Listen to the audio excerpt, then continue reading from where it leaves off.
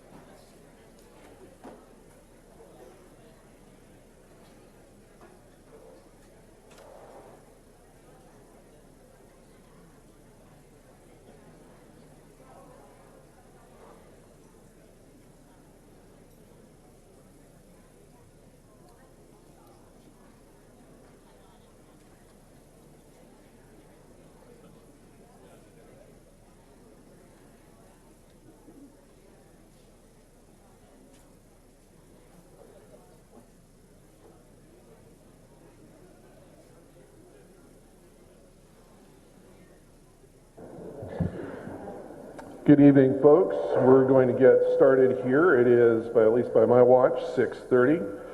So we're going to get started with the 8th meeting of our Middle School Boundary Adjustment Committee. And before we start with my usual comments, I want to introduce Dr. Carl Mead, who has an announcement to make. Good evening and welcome. I apologize for sitting as we don't have a standing mic this evening, but I want to just begin this evening by welcoming everyone. Appreciate your involvement in the process and ultimately the outcome in which this committee is going to have to reach. I want to emphasize that there has been no recommendation that has been made by this committee at this point in time. They are still in deliberations and conversation around what recommendation they will be making to the superintendent. So again, no decision has been made at this time. We've appreciated the majority of individuals who have been following the guidelines and filing testimony online.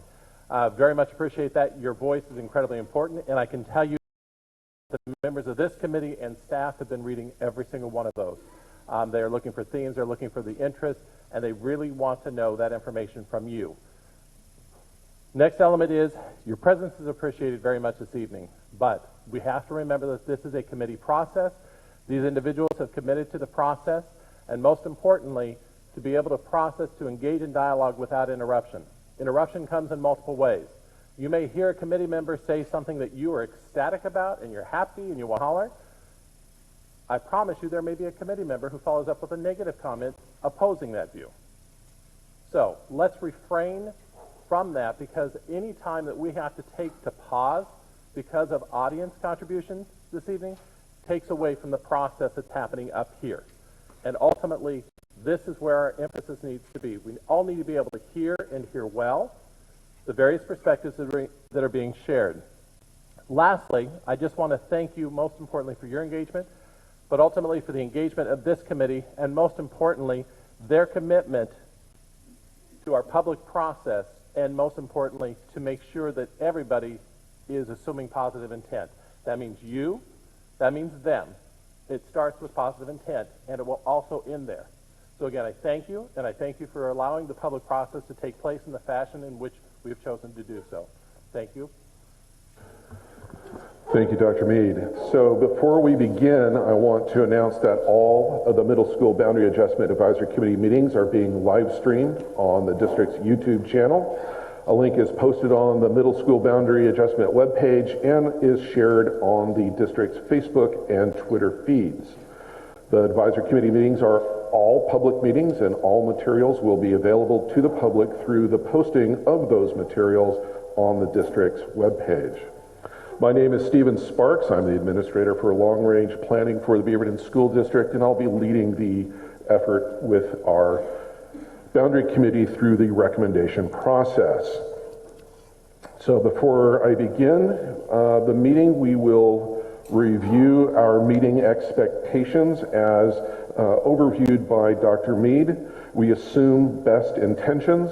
We all want the best for all of our students. We listen intently to understand better. We are open to considering new ideas. We remain open to influence and are not judgmental. We will consider all options. There are no bad questions. Our interactions will be done with respect, and we will respect opposing viewpoints. As Dr. Mead noted, the committee's questions, comments, suggestions, and ultimately their recommendation will be for the benefit of all students in the district. I remind everyone that the committee's eventual action will be a recommendation to Superintendent Grotting, and the superintendent with the board will be making the boundary decision. So before I open the committee's discussion, I want to address on how we're going to do the public testimony portion of the meeting. We will be drawing names randomly across elementary school boundaries. If your name is called, you will be providing the testimony, not another person. If you as an audience want to have a single representative to speak, then we expect to have a single yellow card from that attendance area. Absent that, each person who wants to speak will have an equal opportunity to have their name called. So at 6:45, in 10 minutes, we will stop taking the yellow cards for public testimony. So if you want to testify, please fill out a yellow form and submit it to Debbie in the back over there. I note for folks that you have signs in the back, thank you very much. Just please be mindful of folks who may be behind you and not block their views as well. So with that, we're going to go to our board objectives. Again, first, we need to establish a new boundary for the Timberland Neighborhood School.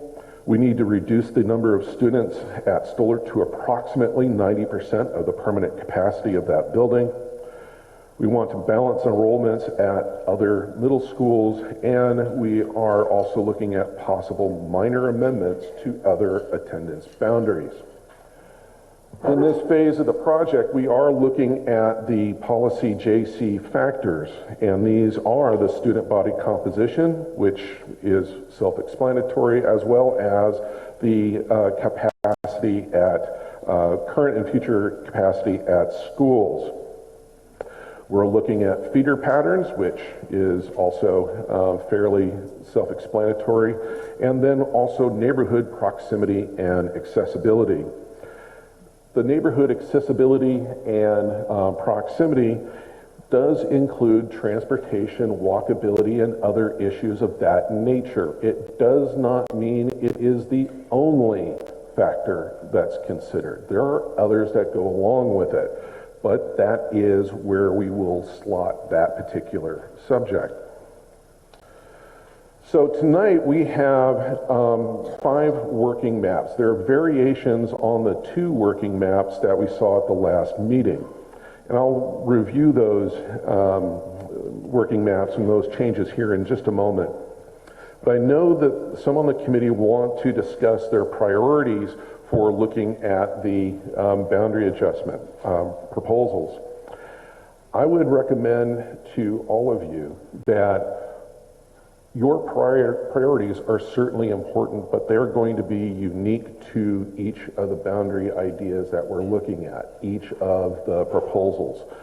I think your boundary priorities will become evident as you review and talk about those priorities. So for example, You may prioritize the proximity over free reduced lunch, or you may have a reverse priority on that. That is okay. And your priorities can shift depending on the situation that you're looking at. It doesn't mean to say that because my priority is capacity, that is the only priority that you have, because it may change depending on each of the maps. So, including this evening, we have 3 more meetings scheduled. So we need to start working on getting towards a recommendation. So starting tonight, hard discussions, difficult options need to be considered. I stated in our cover memo that you received that we are looking for a preliminary consensus on the southern area of the district. I emphasize the word preliminary. There is no vote, there is no decision, there is nothing of that nature. What I'm hoping that we're able to do is, if we can have a consensus on some things, let's set them down and let's focus on the tougher issues which are going to be in the northern part of the district, recognizing that whatever the committee comes up with a recommendation for, the northern part of the district will have an influence, in all likelihood, on what you've preliminarily had a consensus on for the southern half. So this is not going to be set in stone, call it wet sand, and then we'll be able to consider the whole boundary discussion as one entity. So, at the end of the meeting, I will ask if there are any items of consensus. If there aren't, okay, that's all right. We can move on. And I will be looking for specific direction on any edits that you're looking for on these maps, A and C, or if you want to bring back map B that we did not decide to bring forward at the last meeting. So, as we start our discussion, remember, please speak directly into the microphone, don't mumble. And if we get long-winded, I will cut you off and move on. So, before I start reviewing the maps, Jason, you have your card up. Do you want to talk at this point? Yeah, I just wanted to pick up on some items you just touched on here, because I think I know I would benefit from more clarity. I have a feeling some of my fellow committee members would, and I'm quite certain that I think some of the concern we're hearing from the public would benefit from greater clarity about what we can expect as the meeting materials are delivered to us and what the agenda is for subsequent meetings. I can say for the last 2 sets of materials that came to us, I was quite surprised. There was not, based on the discussions we'd had. I mean, a couple meetings ago, you had sort of insisted, you said, okay, we're going to pick 2 maps. It takes a lot of time to analyze things, so we've got to get down to 2. And it doesn't mean we can't go back to another one, but it's going to have to take a vote of the committee. Well, then we got a 3rd. And now today I see we had 5 new ones introduced. And the changes to some of them, in particular, look at A and how they were sort of morphed to C, I have no doubt there may have been a comment or 2 that was picked up on here, but my observation is that there may be some inadvertent, not every comment is resulting in a change to a map. So I would ask that we be, as you mentioned here, very specific and deliberate at the end of the meeting on what we're going to get next time, what we agree on to change about a given map, and if we can't come to agreement, maybe there's enough to say, like, okay, so now we're going to have 2 variations on this. But I think if we can eliminate the surprises, the process will look more transparent to all of us. Thank you. With respect to map C and the variations, One of our committee members asked for a way to, see the progression of changes that the committee asked for, and that's 2.0. C 2.0 is trying to show those changes. In 2.1 and 2.2, we were inferring from the discussions of the committee during the meeting what the committee wanted to see. So was there a poll at the end? Well, we know there wasn't. We're going from our notes on what we heard. And the same thing for map A 2.0 and 2.1. I noted in my staff report that we took some inference on what the committee was asking for with respect to map A. So if these are a surprise to the committee and to the public, I'm sorry for that. I regret that. I thought we were fulfilling what was the conversation of the committee. So with that, let me start walking through our maps at a very high level and then open it up to the committee for discussion. So this is map C. This is what we looked at the January 30th meeting. This right here walks through the changes that we heard from the committee about the southern part of the district when it was talking about the splits that we introduced and in map C, and then how to correct them. So one, you will see that all of Vos is now going to Whitford. Number two, the northern side of Shoals Heights Elementary School is all feeding to Conestoga. The southern 2/3, 3/4 of Cooper Mountain is going to Highland Park. This split is reintroduced as the status quo. That's what is going on today. Number four, we have called the Hazeldale Hook or Peninsula.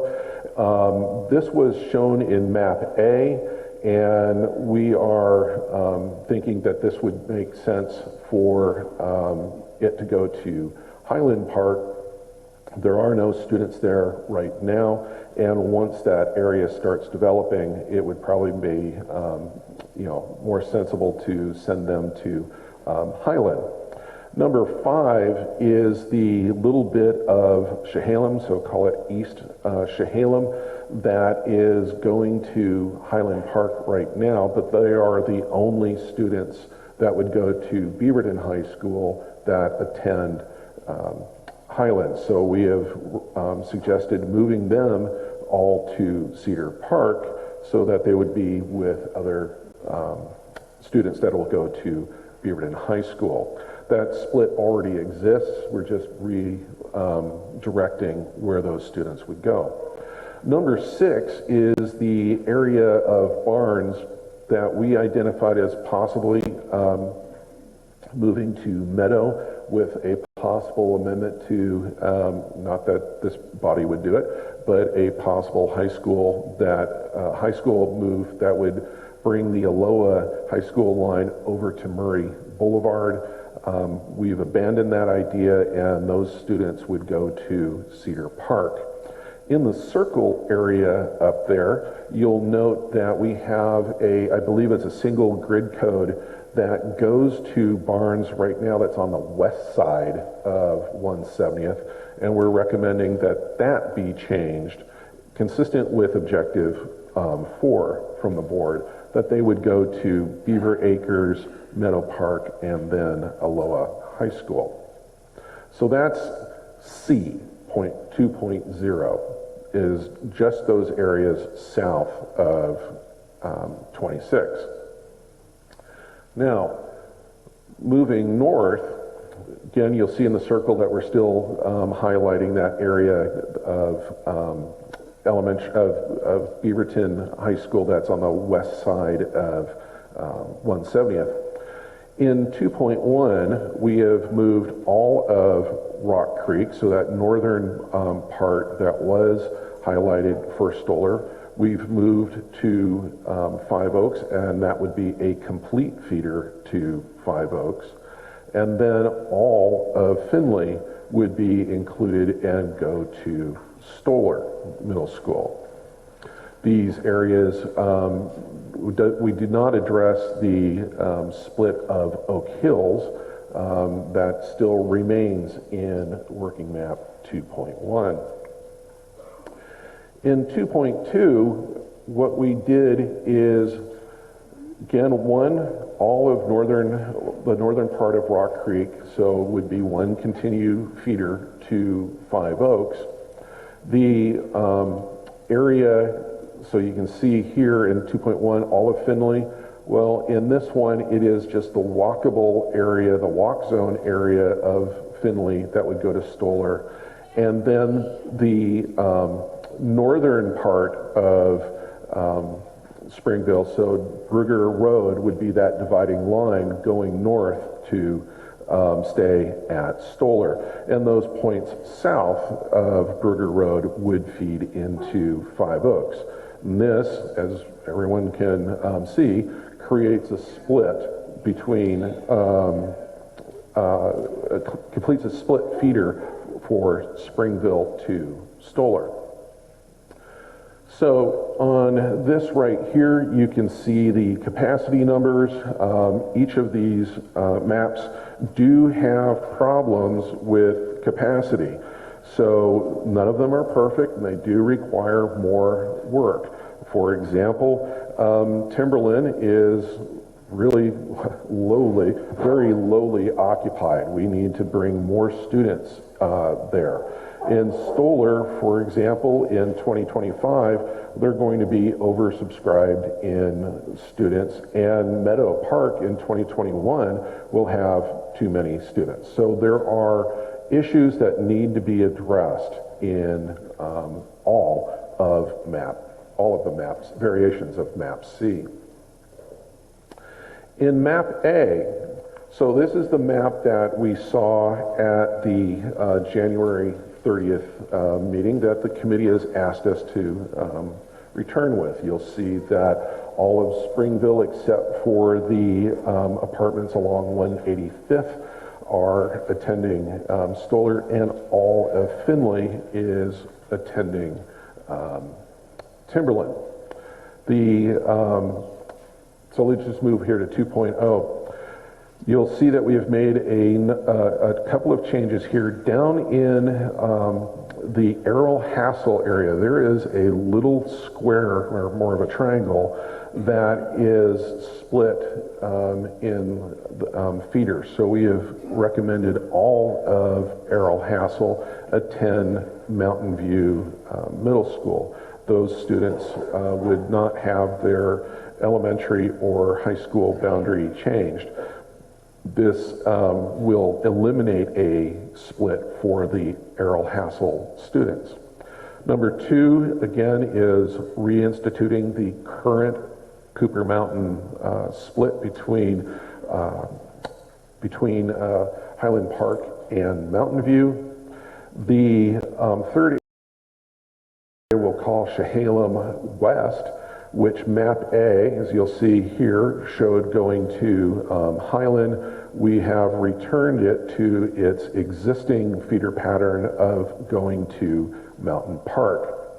Now, number four here is eliminating a split for Beaver Acres and sending all of Beaver Acres to Five Oaks. We needed to create this room because returning the Cooper Mountain and the Chehalem students necessitated to do that. Number five here is, again, you'll see on Map A, all of Findlay is proposed to go to Timberland. Oops, wrong way. In this map, it is feeding the walkable or the walk zone area of Findlay to Stoller. Map 2.1 is a lot like map 2.2 of the C category when it comes to the northern part of the district, yet we have these other 4 changes down on the southern part of the district. So the change here is, as you see in 2.0, we have all of this area of Springville attending Stoller. And then in this one, we have that split along Brigger Road that would separate Springville, where the northern part would go to Stoller and the southern part would go to 5 Oaks. So these 2 have capacity issues. They are not perfect in any stretch of the imagination and have work to do. You can see in work map A 2.0 and 2.1, Stoller is still over capacity, and that needs to be addressed. Timberland is also really under enrolled, and that needs to be addressed.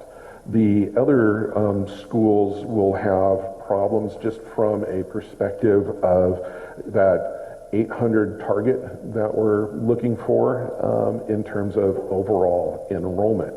Those are primarily at Meadow and Highland Park once we get into 2025. So that's a whole lot in a little bit of time. I would ask if you have any questions about how we're going to proceed, or I would like to start with going back to 2.0 of C 2.0 to start our discussion to make sure that we have accurately captured the requests of the committee, and if you have any additional questions for us to consider specific to map C 2.0. And I remind you to ask your questions, please put your name tag up on its end so I know to call on you.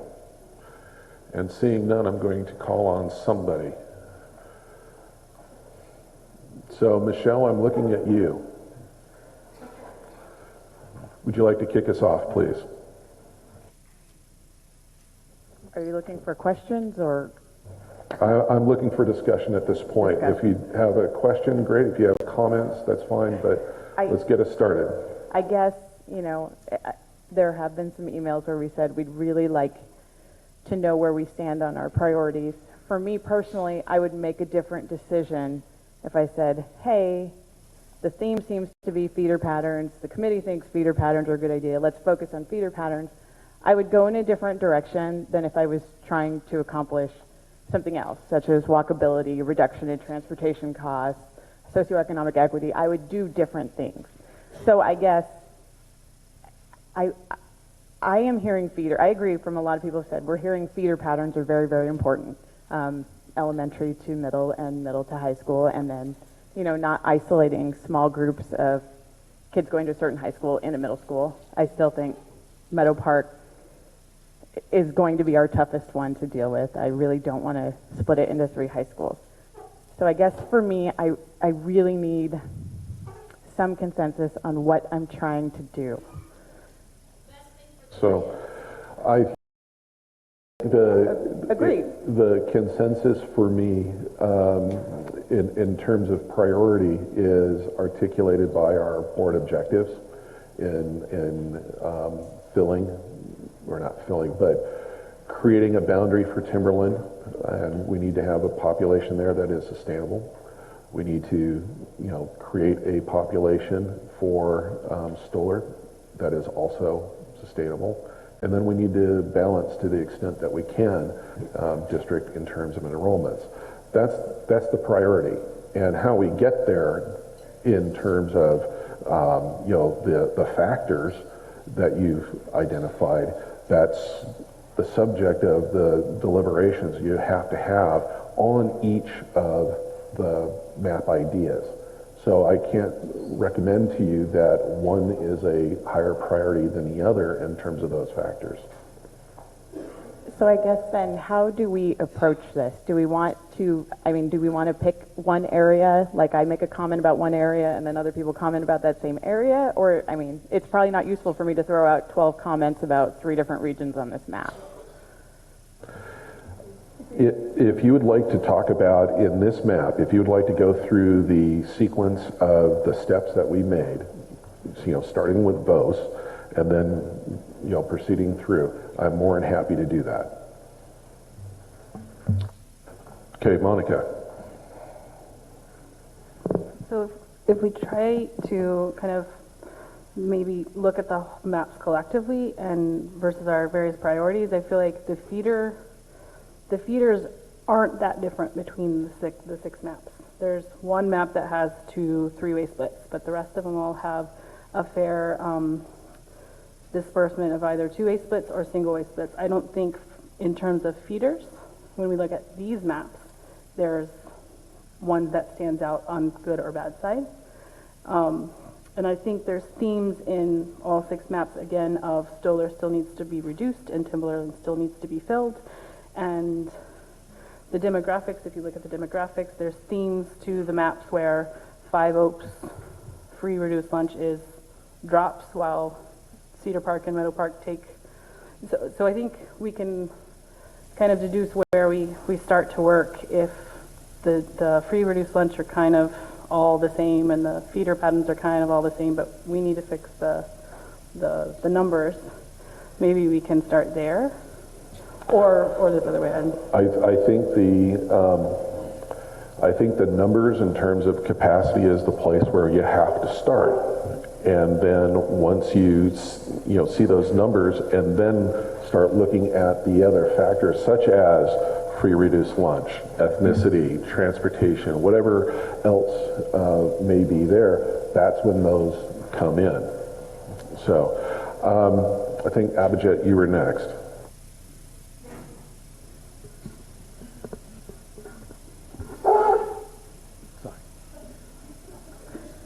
Hey, come on. Okay, I'm just going to dive right into it, and I'm going to weave my way around the discussion and put in the priorities to help Michelle here. So for me, I think the first one was I need to see maps where the middle school boundaries are continuous. They are not donut shaped like John called it. And I walked through my process of, so that's first. Then I want to prioritize middle school to high school split feeders. If there's a clean feeder, entire middle school feeding into one high school, that's great. If not, let's minimize that. And I wanted to see if I can minimize the elementary splits, especially the smaller elementary. Unless, of course, it's done for middle to high school split, right? And there are some other considerations that can go into it. But once you make these, and because you want to do continuous maps, then you are bounded by how much you can get on equity, sort of, right? And I said this from day one that I always want to prioritize elementary school over an options program. So the original MAPC started with lots of splits, and I think 2.0 started closing those. And there is one part that is not closed, which was the Raleigh Park, which is split here. So if you can just go to 2.2, Steve, you can just, I'm just going to talk about the south side of the boundary, right? So if Raleigh Park split is closed like it is in 2.2 and it goes in Whitford, the other splits that have been made, I understand, that will, if the same thing is applied to A2.1, that actually makes Whitford definition the same. And as Monica was pointing out, as we go down, many definitions are similar. So the one thing I would do is close that, and the SUMA in Whitford either goes to Highland Park or Mountain View, and that depends on which of the Mountain View definition we pick. C2.2 has Aloha Hoover feeding to Meadow Park instead of Mountain View, but it does create space to put the SUMA program so it can actually grow, and that's what I liked about it. So Abhijit, let me be sure that I'm hearing you correctly. What you're suggesting is the Raleigh Park split that currently exists, we'll call the Raleigh Park West, which feeds Cedar Park right now. Yeah. You're suggesting feed Whitford instead, Yes. and that the SUMA program at Whitford be relocated to either Highland or Meadow Park. Mountain View. Mountain View, okay. And I would say that looking at the numbers, my preference would be Mountain View, even though it's on one side of the district. And the reason is, not only would I like to feed the Whitford SUMA there, but also take the SUMA 32 kids from the Cedar Park boundary and add it there. And it adds 150 kids. Mountain View has that space, and it will leave space to grow. The Highland Park and Conestoga definitions in A2.1 and C2.2 are very similar, with some part of Nansrels going to Conestoga versus Highland. And I don't really have a strong opinion there, and I don't know the reason why it is done. And I'll look for other committee members to weigh in on that. The Chehalem split, because it's done for ES2, because Chehalem is split between two different high schools, I think that's the right decision to do. Cooper Mountain split that is done here, that's the part I don't quite understand. It's not done for middle school to high school.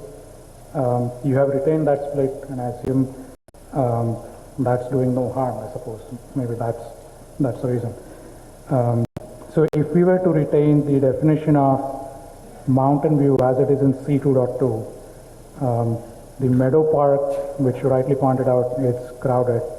The one thing I would do is move the Meadow Park SUMA, because it now does not have the Cedar Park contribution in it, to Five Oaks.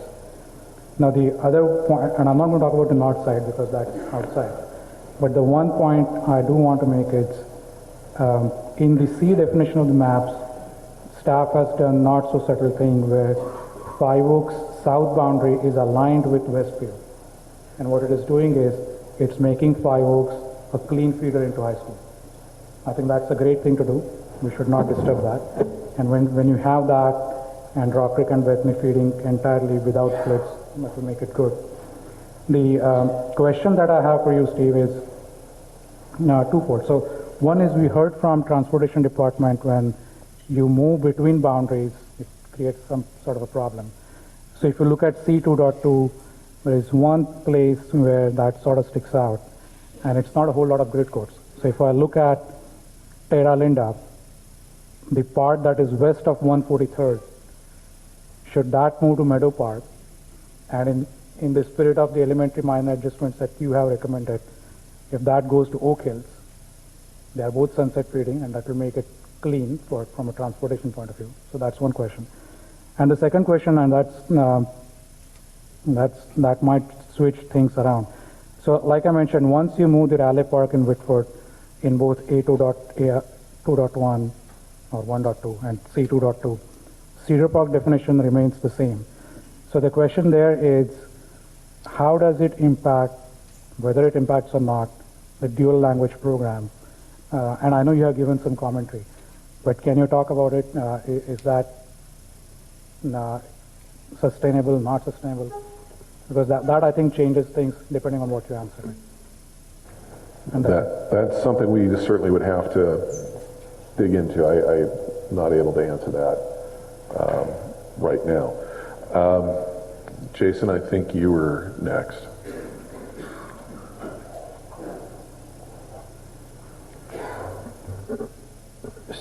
So, looking at the map in general, and trying to frame my thoughts specific to the south part of the map,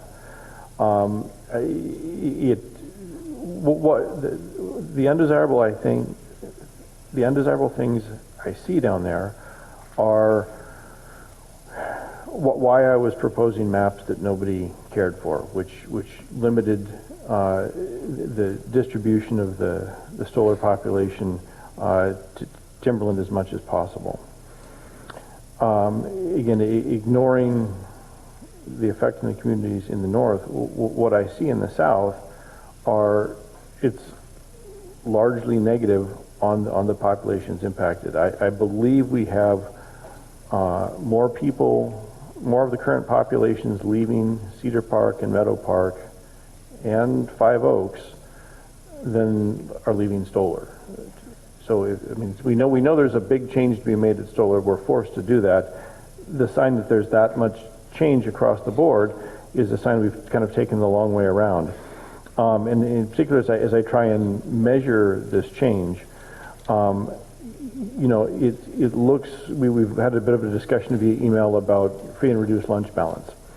The Five Oaks situation improves. We've kind of moved it now to much closer to the district average, and it's way above the district average now. But what is the cost? We have Beaver Acres, and we've got Lower Huber Park that are essentially pushed out over to Meadow Park. Beaver Acres has a longer commute by 0.8 of a mile by my calculations. Lower Huber Park by 1/2 of a mile. I will note that at Lower Huber Park, Meadow Park would be its 4th closest middle school. Currently it's assigned to its 3rd. That seems like an opportunity badly missed. You can look at Barnes. You've, as I've cited many times on the mini maps that have shown this, you've got an absolutely crazy width to this boundary that Cedar Park now has. Again, the folks there that are being shifted out of Barnes are being moved to a farther school.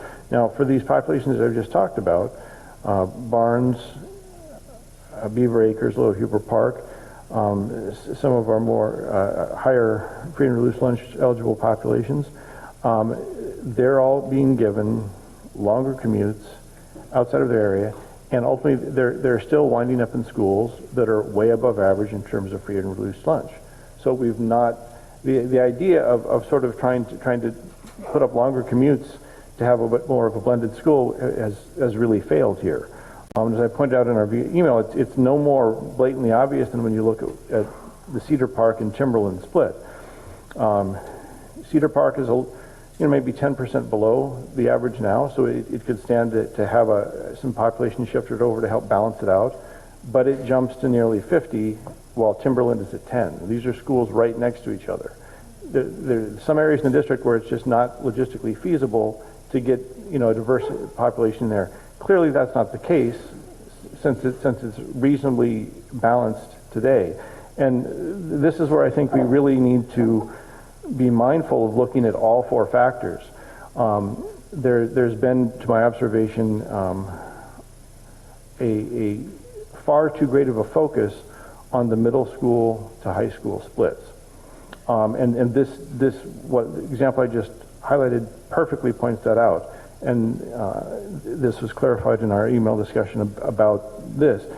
Someone brought up that the result of the high school boundary change was a gap in the distribution of free and reduced lunch between the different schools. So if we start aligning ourselves to those boundaries, we fall into the same trap. And that's exactly what happened here. Timberland was conceived as sunset feeding, so it took, what I'll call the wealthier schools, for lack of a better term, out of Cedar Park, and so it ended up, with good intentions, it was trying to create clean feeding patterns, but in result, it ended up with a large gap in the distribution of the free and reduced lunch. I'm going to kind of repeat what I said via email, in that where we've got these schools that are closer to 26, where we can reasonably draw boundaries that draw from either side, we have a chance of having a better distribution. And to me, error here in terms of the southern part of the district is that we've overemphasized one side. We've just taken a very initial glance at proximity, an initial glance at feeder patterns, and not realized we've created the real chaos. I mean, in terms of what our priorities are, I'm looking at any of the 4 factors, where do we have a real, what I call the sharp edge? Well, we've really created a bad situation, and how can we do it? I think we've clearly got options here in terms of better balancing out a north-south split across these middle schools. Hey, Jason, I'm going to have to but we have others who wanted to have the cards up. So Divya, you were next. I had a question about map C 2.0 and in general every map. I think at the last meeting or the one before that, we were looking at SUMA being present at Stoller and Timberland. But now we are talking about only one SUMA school in the north. So what is the decision from BSD about SUMA? One or two schools on the north of US 26?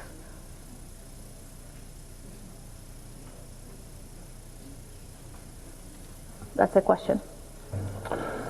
So working map Cs show that we have 4 SUMAs, and one would be at Stoller and one would be at Timberland. That's in working map 2. Sorry. Yeah, we've got it in 2.0. 2.1 and 2.2. The attendance, there's an attendance imbalance with those, and that we want to have a minimum of 60 students per grade with those. So if you have specific questions about, SUMA, where it goes and how we want to do that, I would suggest we need to bring up Ken Struckmeyer to talk about that. So, Ken, if you would please join us. I also have other thoughts about 2.0 when Ken is done. Yeah.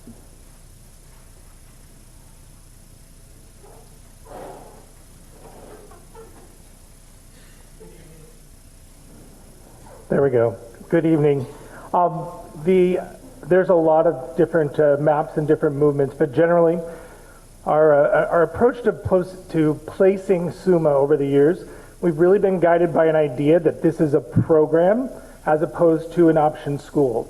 And programs are generally delivered at your neighborhood school. But we know that concentrations of SUMA mean that we sometimes can provide that program in the neighborhood school. And sometimes we need to gather kids from multiple schools to be able to do that. So generally speaking, there are some maps that suggest we do need 2 sites north of 26, but then depending on where the catchment is moved in or moved out, some of them would suggest 1. Okay, that helps. Thank you, Ken. So, okay. I did Ken, have other don't leave thoughts yet. about 2.0. Monica, go ahead and ask. We'll come right back to you, Divya. So when we talk about moving SUMA to kind of counter some of the imbalances, as is coming off of Abhijit's recommendation about Whitford, so is it beneficial to keep a certain geographical spread, right? Right. As you speak to neighborhood schools, moving Whitford, SUMA to the east side kind of imbalances that, right? Right. Generally speaking, what we see right now is that we have a concentration in the north that currently is housed at the Stoller campus. And we also see that depending on where the Timberline zone is, we have a concentration in that area. And generally we've approached that now and served all those kids at Stoller. And we've generally served Five Oaks and Meadow and Cedar at Meadow. And we've had a southern placement. So whether that be at Whitford or Mountain View or Highland, all of those would be possible. All right, before you leave, does anybody else have a question about SUMA? Okay, Sharice. Hi, and I believe we may have touched on this a little bit at our last meeting. In looking at map 2.1, if we look at the Stoller Timberland SUMA split with everything at Timberland, it actually does a very good job of reducing Stoller to the number to the point where we'd even be able to potentially pull students that are currently zoned into Five Oaks, which is too high, back into Stoller. But if there is not an option for us to be looking at it that way, that seems almost like a fallacy that we should be doing that. So can you give us some direction on that? And we don't want to make recommendations that are going to end up creating problems in the long run. Can you help me to make sure I'm referring to the same map you are? Yeah, sure. This big guy down here. Is it 2.1? 2.1. Thank you. So I'm showing on mine that shows SUMA being provided at Meadow Park, Stoller, Timberland, and Whitford. Correct. And so then if you look at the bottom right, if we move all of Summa to Timberland, Correct. it shows the open seats. Right. Yeah, that certainly is an option. Again, though, what that does is it creates, there's trade-offs for that, right? So that we have capacity and we've reached that objective, that we have kids moving out of their neighborhood school to an adjacent school.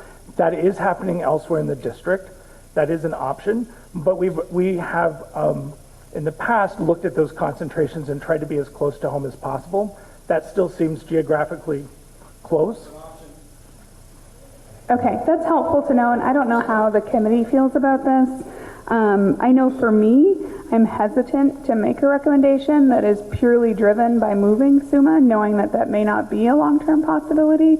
And I don't know how we get to a point where we can only look at net resident without taking those kids into account, because clearly their education is important. It's a program that's important to BSD. It's one that we support. So how can we attack that, Steve? Well, the way to attack it is to include those SUMA students that are in those specific elementary school attendance boundaries and treat them as resident students that would be feeding to whether it's Stoller, Timberland, or the other middle schools.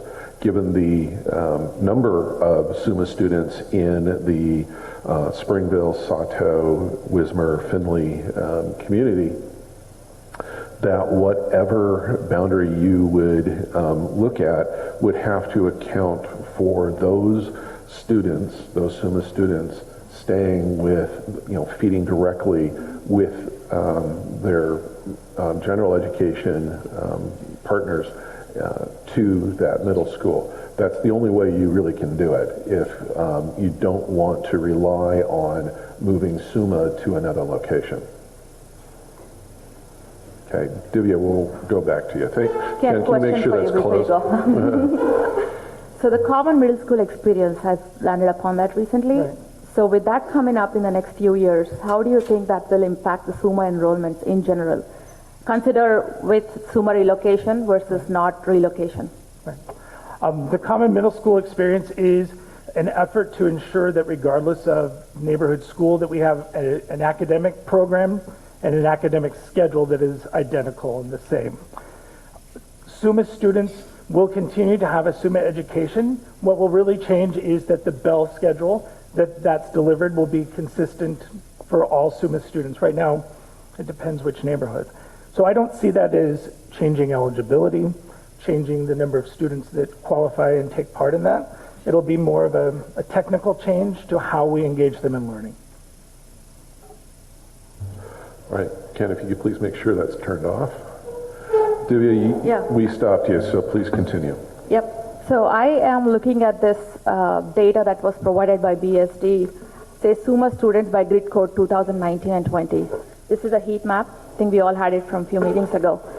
So moving SUMA program in Whitford in the south of the district, if I'm looking at the heat map, in the south of the district, it's not as intense as in the north.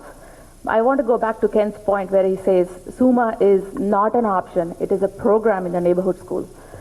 So if you look at the heat map, Jacob Wismar, Findlay has the highest SUMA students. I expect that Sato and Springville will also increase the SUMA enrollments in the coming years, knowing the demographic of the area. Now, if moving SUMA from Stoller to Timberland, it's not going to be a neighborhood program anymore because of the number of students in the area.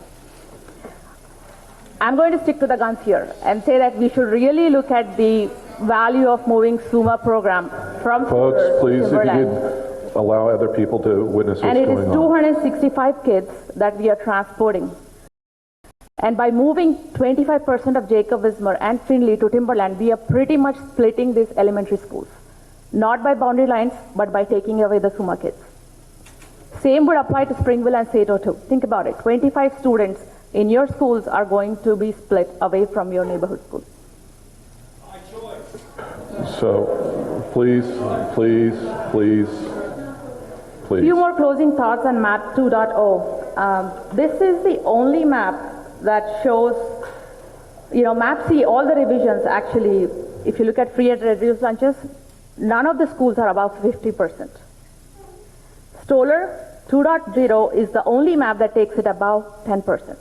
We know how hard it is to achieve, higher equity in stroller neighborhood, but 2.0 seems to take stroller to higher levels, not still at the district average, but it seems to be the one that is with the highest number among all the map Cs and As. Okay, thank you. Abdul, you were next.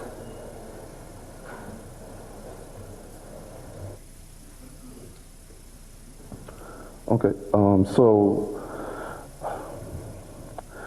I think looking at the maps, I'll start from map C here and just piggybacking on the discussion on SUMA.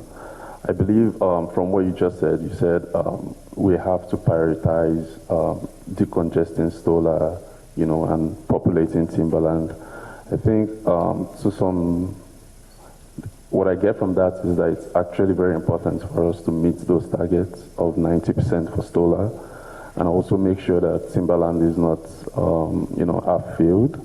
So that being said, I would actually negate what Divya said. I think SUMA should be moved, if need be, to actually get the population down to about 90%. So that's the first comment I had. A follow-up comment is, as regards the objective of this meeting, you said we should try to, reach a consensus on the southern part of the district. I just wanted to point out that in whatever we do next, assuming we're going to move forward with that, whatever changes we make in the north would still affect south of 26. So if we wanted to do that, just so that we could move forward, I would suggest we still leave the central schools just below 26, like Five Oaks, Middle Park, Cedar Park, that we still leave those somewhat in flux so that we have kind of leverage in moving around schools in the north. To me, progress is progress, and if you want to stop at, say, Conestoga and Highland Park, I'll take that. And we can save that for later, but that would be fine. Matt, I think you and then Ritika will come over here. Thanks. Just a couple of comments on all the map Cs. I've stated I'm not a fan of them for several reasons, but going back to our choices and our task, whether it's a program, it's an option, these are the difficult decisions that we're going to have to make, and it doesn't seem to me how it's possible to achieve all the directives without a larger group of students being impacted by keeping SUMA at Stoller. So I just wanted to make sure that I was clear on that. Okay. Ritika.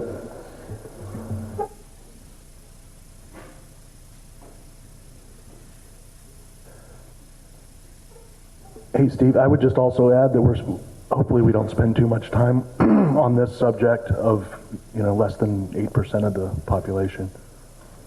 Agreed. Yeah. I just wanted to talk a little bit more about the option programs. I feel like one option program that we haven't talked about is Rachel Carson. And we are in Five Oaks right now, and this is the home of Rachel Carson currently. And in both working maps that we've been given, Rachel Carson has been moved to either Whitford or Cedar Park. And we've heard from the Five Oaks principal that that's something that is going to negatively impact these students. I mean, I think we live in a day and age where environmental education is super important.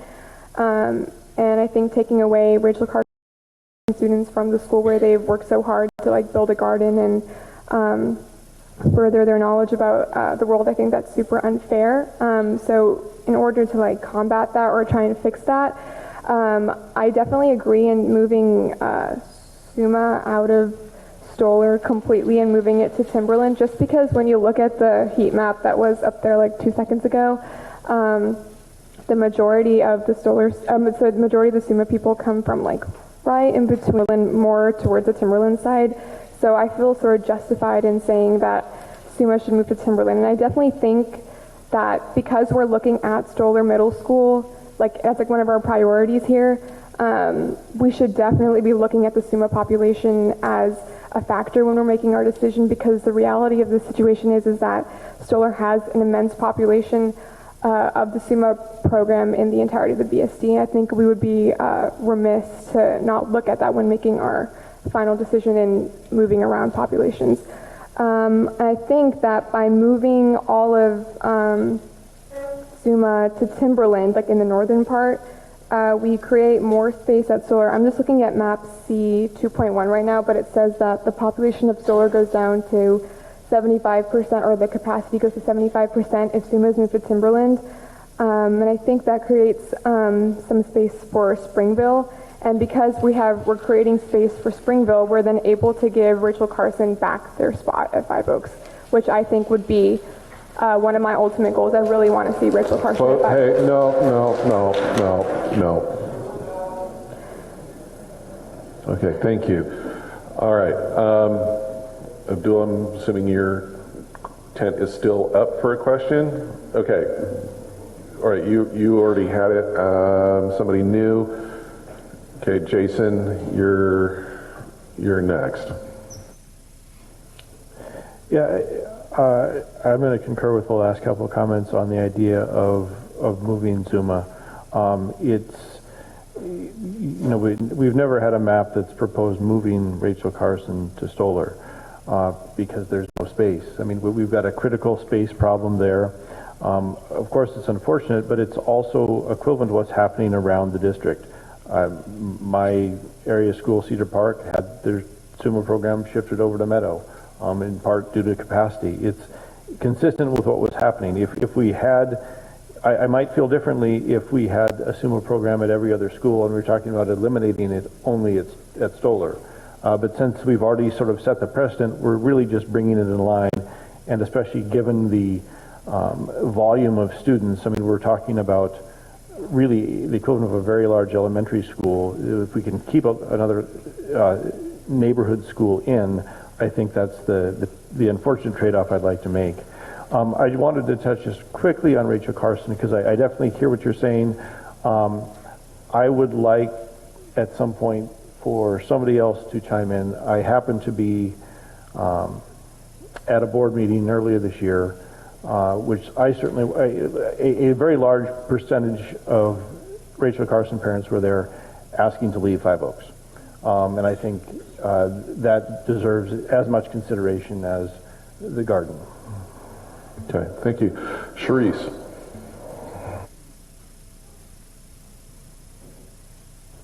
I just want to echo the comments regarding SUMA. For me as well, I think it would be different to talk about it as a program if we were talking about it, as Jason said, as a program that was at every school. It's not. And therefore, for me, it's an option. And as Matt said, it's a small percentage of our population. It's less than 10%. And for us to do our best work, I think we have to do the best work for the broadest sweep of students that we can handle. Okay. Abdul. On the topic of SUMA going out of Stoller, I think that creates some room in Stoller, right? But I'm actually hesitant to put Springville back into Stoller, because we know that that's going to be like two very high population growth areas back in Stoller. And if we were to go that route, more likely than not, in a year or two, we're going to be back at this point where we're at. Looking at what's going on around the other parts of the district, still on the north, I think Abhijit was mentioning about seeing that we have contiguous schools in a particular middle school. I still see the OKU's elementary, just hanging there alone. This was a problem that we tried to avoid for Rock Creek at a point. We tried to avoid for Bethany Elementary School, leaving them alone in the north, going to a school down south. So I look at the OKU Elementary as something we could actually work with in that respect. So we know right now that if we were to move the SUMA to Timberland, that would be creating probably 75% in Stoller, 81 in Timberland. That means we could still take OQs from its current place and actually move that to Timberland. One way I suggested, and I said in my communication during the week, is that we could actually minimize the effect of the split feeders OQs currently in doing that. So we can achieve two things here. One, we could minimize the effect of the split feeders, and secondly, we could actually populate Timberland. So my suggestion here is that we should, and I guess in the last meeting you mentioned something about we not being able to move the high school boundary. So OQs right now is actually being split along Bethany Boulevard to two high schools. So my suggestion is we should take the parts that already feeds to Sunset and move those to Timberland, and that would bring the percentage of utilization in Timberland to around 91. And doing that would ensure that segment of the OQ community goes to the same middle school with students that are going to end up going to the same high school with, which is Sunset. Then I recommend taking the part to the west of Bethany Boulevard and actually feeding that to Stoller. So that's a community that is now high growth, and we could actually achieve a 90% utilization at Stoller without the risk of, that value actually shooting up in a couple of years. So just so I'm sure I heard you over your two comments here was moving SUMA out of Stoller, moving East Oak Hills to Timberland, and West Oak Hills to Stoller. Okay. Mike. Thank you, Steve.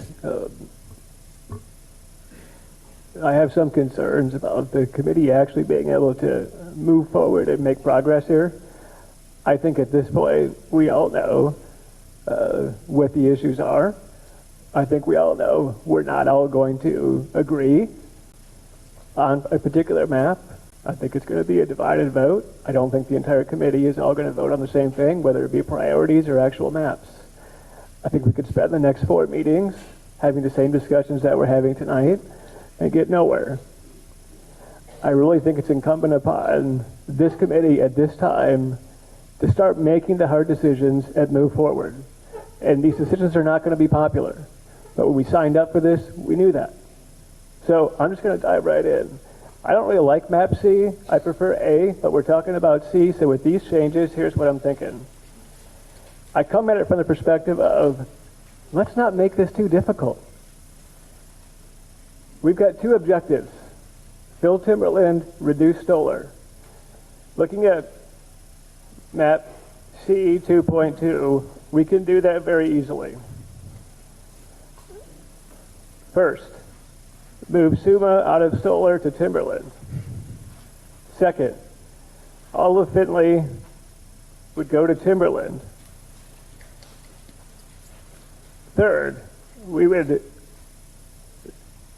number of students that are walkable at this point are 194 students.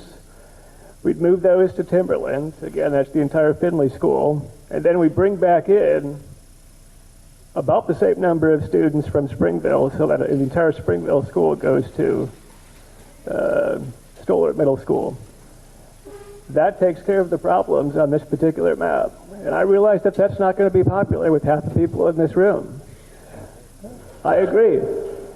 It would be nice if people could walk to school. I think that would be great. We can't do everything here, though. And I can't justify busing 190 students much farther than they are now, completely out of their neighborhood, so that another 190 students can walk to school. I wish we could. I wish there was a way to do all of it. We can't. And so as a committee, if we don't start making these hard decisions, we're going to be here another year. Okay. So, Mike, folks, please Please, please. So, to make sure I heard you correct, you were saying, and using 2.2 as the point that you're talking about, SUMA is out of Stoller down to Timberland. All of Findlay would go to Timberland, which was map A on that.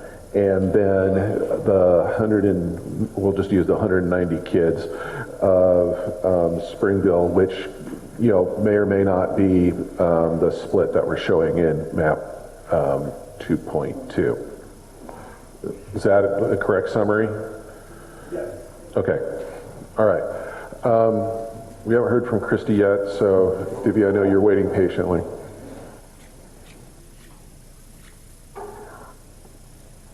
I personally have problems with that in the sense that I don't believe that Timberland is big enough. I think when you move SUMA and you move all of Findlay, I don't think the numbers are going to work out. I mean, I guess it would be nice to see it. But do we have the same type of data for all of Findlay with respect to the bus routes? What the bus routes would be for Findlay like we've done for Springville? So, Mr. Beaver, I'm looking in your general direction. Do we have, routing data other than projected? Obviously, we haven't done trial runs. Okay, he's shaking his head no. That's information we can develop, though. All right. Okay, in terms of the repeats, I think Divya had hers up first, and I'll come back to you, Abhijit. Yep, I'm warming up to the idea of moving SUMA to Timberland, but the question I had was, if you look at 2.2, 2021 versus 25, once you put the northern part of Springville and Sato together, we are back to where we are today in 2025. And the North Bethany licenses issued, I think that data was shared by BSD only to the community. It's not on the website. The number of permits in year 2025 is only halfway through. There's more development coming in that area, the north of Bethany. So the data has been shared by BSD with the committee. So going back to 2.2 year 25, Stoller is 121% and 101% without SUMA.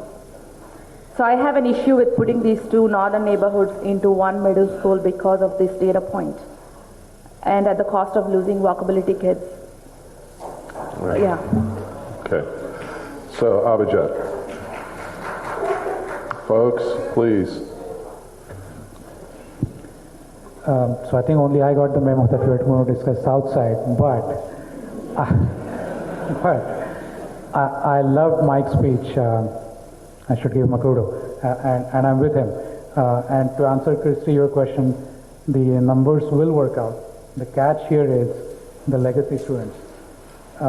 So I believe if we allow, I think, and I'll speak for myself, if we allow at least the 8th graders in the existing boundaries to complete their middle school, that will automatically bring down Timberland's 2021 number easily below its permanent capacity. And the reason being, Findlay alone has 140 graded resident kids, right?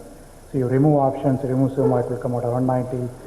You add to that Bonnie Slope, you add to that Cedar Mill, it will be easily below 1100. So I agree with that. So coming back to the memo given to us, focusing on South Part, if we can, I think we are very close to closing Whitford if we agree on the Rachel Park not split. Like I said, Highland Park and Conestoga definitions are very similar between A2.1 and 2.2. And I'll look to other committee members to guide us in there, maybe Cherise or Michelle or somebody. And then the last question to really answer is, in terms of Mountain View, does Aloha Hoover feed Mountain View or does it go to Meadow Park? Like I said, just from keeping the SUMA in Mountain View or moving the SUMA to Mountain View and allowing it to grow and taking the Cedar Park boundary SUMA 32 kids in there, I feel like 2.2 definition of Mountain View is better. But again, I see Jason's point where Aloha Hoover's closest is Mountain View, then why push it to Meadow Park? But that's a decision we have to make. And I think if we don't spend any more time on zoo markets for the rest of the meeting, maybe we can actually come to that decision. Okay. That's it. All right. Yeah, we haven't heard from Jennifer yet, so please. I was actually going to go back to Michael's comments. I kind of agree with them of moving Suma to make room for some of the Springville families, because to me that just seems odd or hard to ask those people to travel so far on the bus. I mean, granted, I know it's based on the data we've given. I think the most I saw it was just over 20 minutes, I believe. So I mean, it's not a huge difference, but it is longer than other kids are asked to travel. And I'm having a hard time wrapping my head around asking them to do so. Okay. So I would like to, we're kind of repeating a little bit here on C. I'd like to go down to A here, and where so we have the A 2.0 and the 2.1. So 2.1 is very much like 2.2 here, but it does have, the A maps do have Aloha Huber going to Mountain View, and it does have, it does address the Springville Stoller question.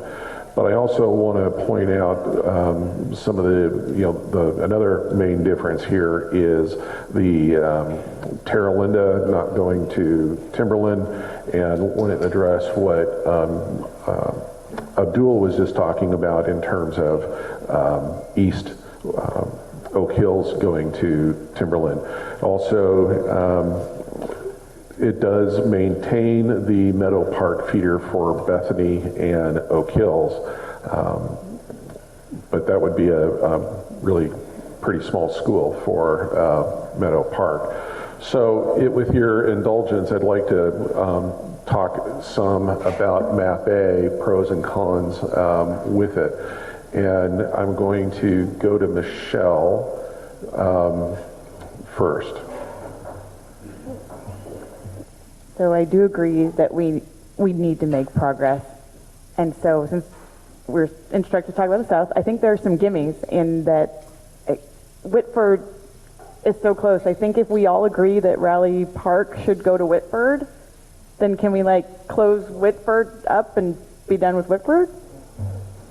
I would be happy with that. As I said, that would be progress.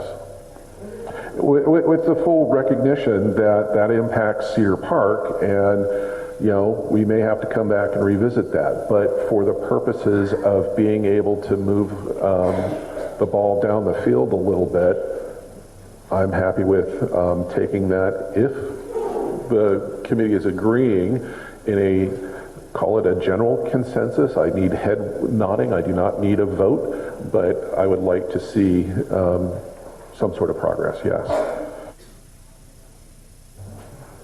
Anything else? Okay. Jason. See, it's not a disagreement, just on that targeted thing of Whitford, my only question is, and I'm following these numbers here, my recollection of a previous map that had left Whitford as is and only restored that split for Raleigh Park, which is absolutely desirable, was that it had pushed Whitford in 2021 over 100%. That's the only obstacle there. That's why in a previous map we'd taken it back out. So if we get clarification on that. If you look at map 2.2, we have all of Whitford, all of Vos, or I'm sorry, all of Raleigh Park, all of Vos, feeding Whitford, and you can see here what our numbers are. So in 2021, we're projecting approximately 50 students over, and then in 2025, we'd be fine. I think I would say, and I would suggest that the principal at Whitford could probably find room for 52 students in 2021. And if SUMA moved, I'm getting the thumbs up back there, but if SUMA moved, there would be, more room, obviously. So, Marnie. I was just going to say, Highland Park actually currently has some SUMA staffing left because they're putting the relaxed one through, so they could potentially take on SUMA very easily. Right. Okay. Okay, so I will not try and jump the gun here, but I feel optimistic that we just made some sort of group consensus that Woodford would have Raleigh Park, Raleigh Hills, Montclair, Vos, and the northeast side of McKay. Do I see some general head nodding? Everybody, enough of you have just nodded the head. Okay, so progress. So continuing with map A here, I'll just stop at 2.0. I'd like to continue to have a conversation, so Jason, please.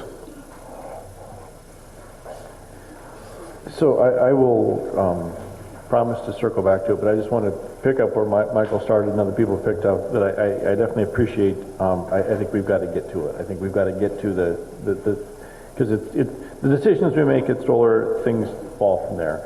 And I definitely concur with the moves proposed there, which is essentially restoring to what we'd seen in previous iterations of Map A, which is Findlay and SUMA coming to Timberland. We restore Springville there. Two notes. I believe Christie is right that I don't think in C there is enough. I think then the next stage is to see, like, okay, what else do we then take out that's currently assigned, at least on C, and that's fine. We just need to know we need to do it. I don't think we're back where we started Divya in terms of the following numbers. Yes, it's going to go over 100, but remember that's 100 permanent capacity. It will still be well under based on projections we have in 2025. I will offer one thing. Steve, do you have a way to give me a zoomed in version of the Findlay Jacob Wismer area?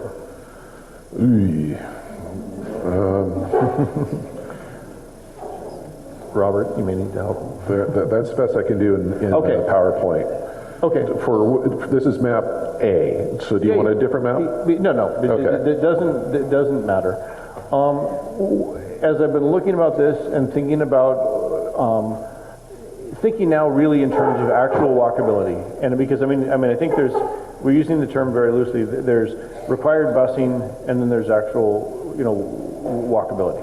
I think in any case there are, by my calculation and looking at our close-up copy of the map, 2.5 grid codes that are along, Laidlaw is the road that runs in front, yes? Yes, 2.5 grid codes where that's the really humanly painful process, where those folks, when you say drive to Timberland, have to get out, stare right across Laidlaw at Stoller, turn right, and drive further. By my calculation, the middle one and the one on the right were totaled around maybe 50, if I saw the map we have, right? And the narrow one on the left, I believe I see a geographic split in the middle where there's sort of a couple of streets in the northern part of it. No, left-hand side, yeah. So I believe the top third of that grid code falls in that category. I don't think the bottom 2/3 does.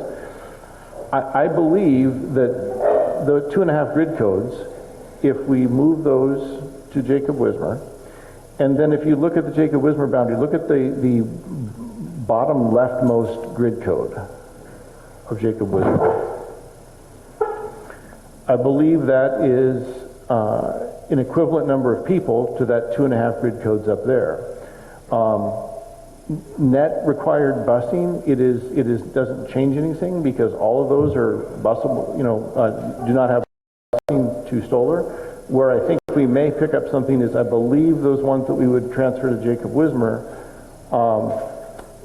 I think would be, currently are bused to Findlay and are not busable, would not need a bus to get to Jacob Wismer, possibly. So there may be a net, it may be a wash compared to elementary and middle school. And the only thing I would say is, as we consider any sort of elementary school change, I mean, I think we're in our scope, it's a few narrow grid codes, that we have really aggressive grandfathering. You know, I mean, no child who's in the elementary school now should be forced out. We're talking about swapping, you know, 50 middle schoolers between the two schools. There's no reason to rush that if it's going to really disrupt the child. So I offer that for some consideration to help make that assignment of Findlay as a whole a little bit more palatable. So just to be sure I'm following you,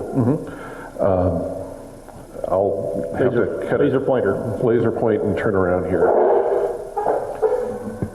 Are you saying that this left-hand grid code that's in Findlay, are you suggesting that it move to the Jacob Wismer attendance area? The top portion of that one, and then the two to the right.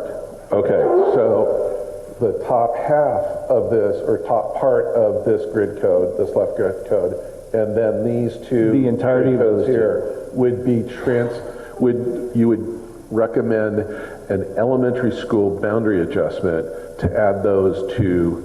And then they would follow the middle school assignment of Wismer and remain at Stoller. And then we would counterbalance that by that, what I call that bottom left grid code currently in Jacob Wismer, transferring that to Findlay. So we've got an even swap of students between the population, and we're maximizing those people who are literally right across the street. Something I would, I mean, that's something we can certainly investigate, but something I would be sure to observe to everybody. This part of Wismer right here are apartments, and that is the only area of SES diversity that Jacob Wismer, it's not the only, it is the largest proportion of Jacob Wismer's SES diversity. So we can certainly look at it and bring you that data if you as a committee want to consider that. So, Monica.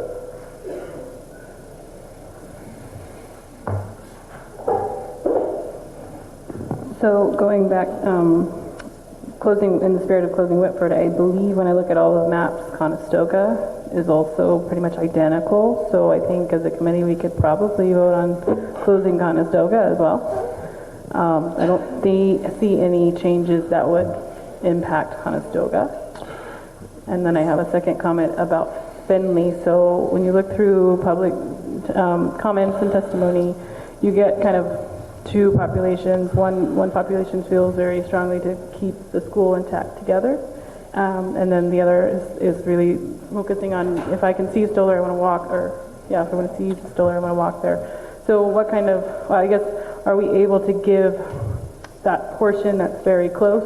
Can we keep the school going to Timberland and then say, if you're walkable, you have the option? So in terms of our administrative transfer policy, that is based on hardship and walking. Maybe the kid thinks it's a hardship, but it would be kind of hard for my children thought it was a hardship, but you know. So that would be, I would say, a no. In terms of Conestoga, one thing that I would just point out in terms of the difference between the Map C and Map A, one of you did discover it, Divya, sharp eyes, way to go. It is a very subtle difference between Maps A and C. So since we have Map A up here, this bit of Nancy Riles currently goes to Conestoga. In Map C, we created the dividing line as Shoals Ferry Road, but in Map A, it would bring this area back to to Conestoga, and would maintain the existing boundaries. This area right out here, the South Cooper Mountain area, so the high school and points west, that right now is in the Conestoga attendance area. There might be a student out there, but given the development that's going on, that there may be no students out there right now.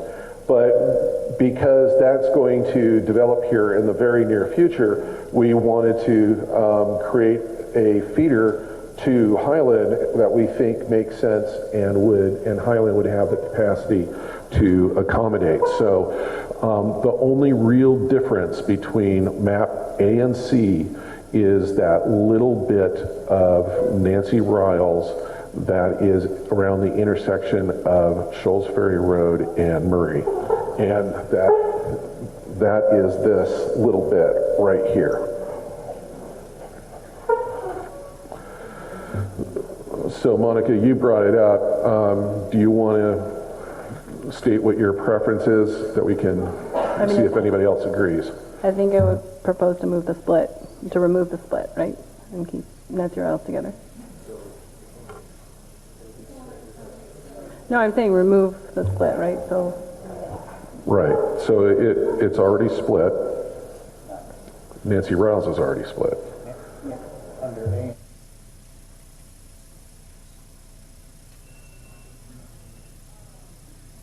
Okay, so Robert, why don't you repeat that? Yeah, sorry.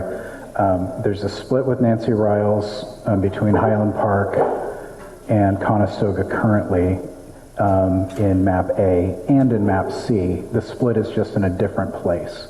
So under map C, we have taken the northern portion of Nancy Riles, that kind of wedge-shaped area north of Shoals Ferry Road, and assigned it to Highland Park. And, you know, in a way, it provides some enrollment to Highland Park that has lost some enrollment if we are to keep the Chehalem change.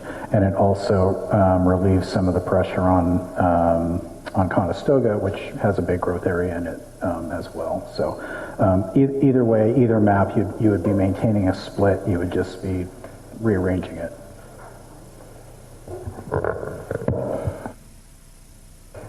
Okay, Charisse. I just wanted to comment on the Nancy Riles split, as I'm a Nancy Riles parent. I actually think looking at the grid codes with the move to pulling more students into Highland Park, that actually balances that split a little bit more. Is that correct? It is a definite concern of the parents in that northern part of Nancy Riles to have that split be a bit more judicious because the majority of Nancy Riles students do end up at Conestoga. So I actually am in support of that, and I am a southern part of the split parent that would, for my own kid's sake, prefer to have more of his classmates go with him, but it's not equitable. So I do agree with the map C version of the Conestoga split. Okay, so just to be clear, what you just said is this wedge piece would be going to Highland and not Conestoga, which would be increasing or rearranging, as Robert said, the split of Nancy Riles. Okay. Abhijit. I think I'll defer to Charisse here because she is from there. But I was going to choose the A split of Conestoga Highland Park, and the only reason is, like Marnie said, if we are going to move Whitford Suma to Highland, that gives more space in Highland. And if we maintain the Meadow Park definition, then I think Meadow Park Suma rightly so should go to 5 Oaks. In which case the Cedar Park boundary Suma kids need to move to today's Whitford or tomorrow's Highland Suma. And again, in the same case, you will need space in Highland. So it really depends now on what do we decide to do with Mountain View, whether Aloha Hooper feeds to Mountain View or it feeds to Meadow Park, because that will change where Meadow Park Suma goes. Right. So we still have 10 minutes. That's a lot of time. Let's decide. So I heard some pretty clear either A or B type of analysis on Highland Park, whether it's the Wedge or SUMA or what have you, and that's data that we can develop. Matt. Thanks, Steve. Boy, we're rolling now. Good. I just wanted to comment on map A 2.0 and just offer the changes that I see that would probably put us in good shape. From the northern side of it, again, moving SUMA to Timberland and all of Findlay to Timberland. Whitford SUMA moves to Highland Park. Rachel Carson moves to Meadow Park. Cooper Mountain goes back to Highland Park. Those are the suggestions that I have that I think put us kind of in line in meeting the goals that we need. All right, thank you. Michelle. I think going back to Conestoga, if you do go along Shoals Ferry, it will make it almost a half-half split for Nancy Riles, which I think would be good. But I would say either way we decide, I mean, that's a small change. So even if we say, hey, you know, A or C for Conestoga, we could always tweak that. We might try putting the next map out with the line on Shoals Ferry and see if Nancy Riles speaks. If they start, you know, saying, hey, I live here, don't move me, and then we can take that into consideration. That's fine. Okay, Abdul.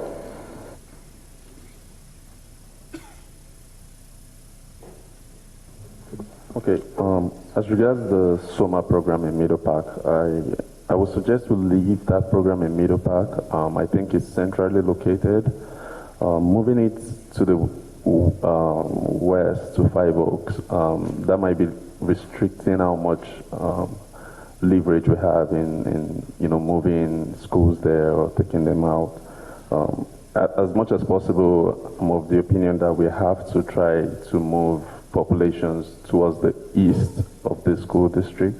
So I'm all for moving things either to the east or keeping them where they are. So I wouldn't really want to move Meadow Park to that location. And more so, it's going to, being centrally located in Meadow Park, the SUMA program can actually house the Five Oaks, the Meadow Park, and the Cedar Park SUMA students. The downside of moving it too far away is if we kick it out to Five Oaks, for instance, then you might have a situation where some kids might have to start going to maybe some northern schools for their summer programs, and I want to avoid that as much as possible. Okay, so I'm looking at the clock. We have 5 minutes before we start our public testimony.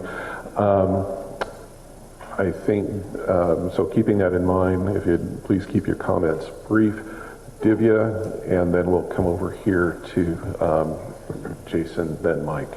So which was the school in the South District that is needing space to be open for future growth? Was it Highland Park or Conestoga? Okay. Both. Okay. Okay.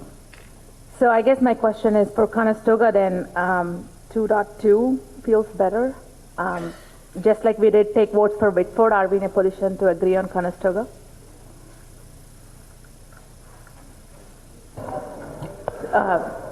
C 2.2.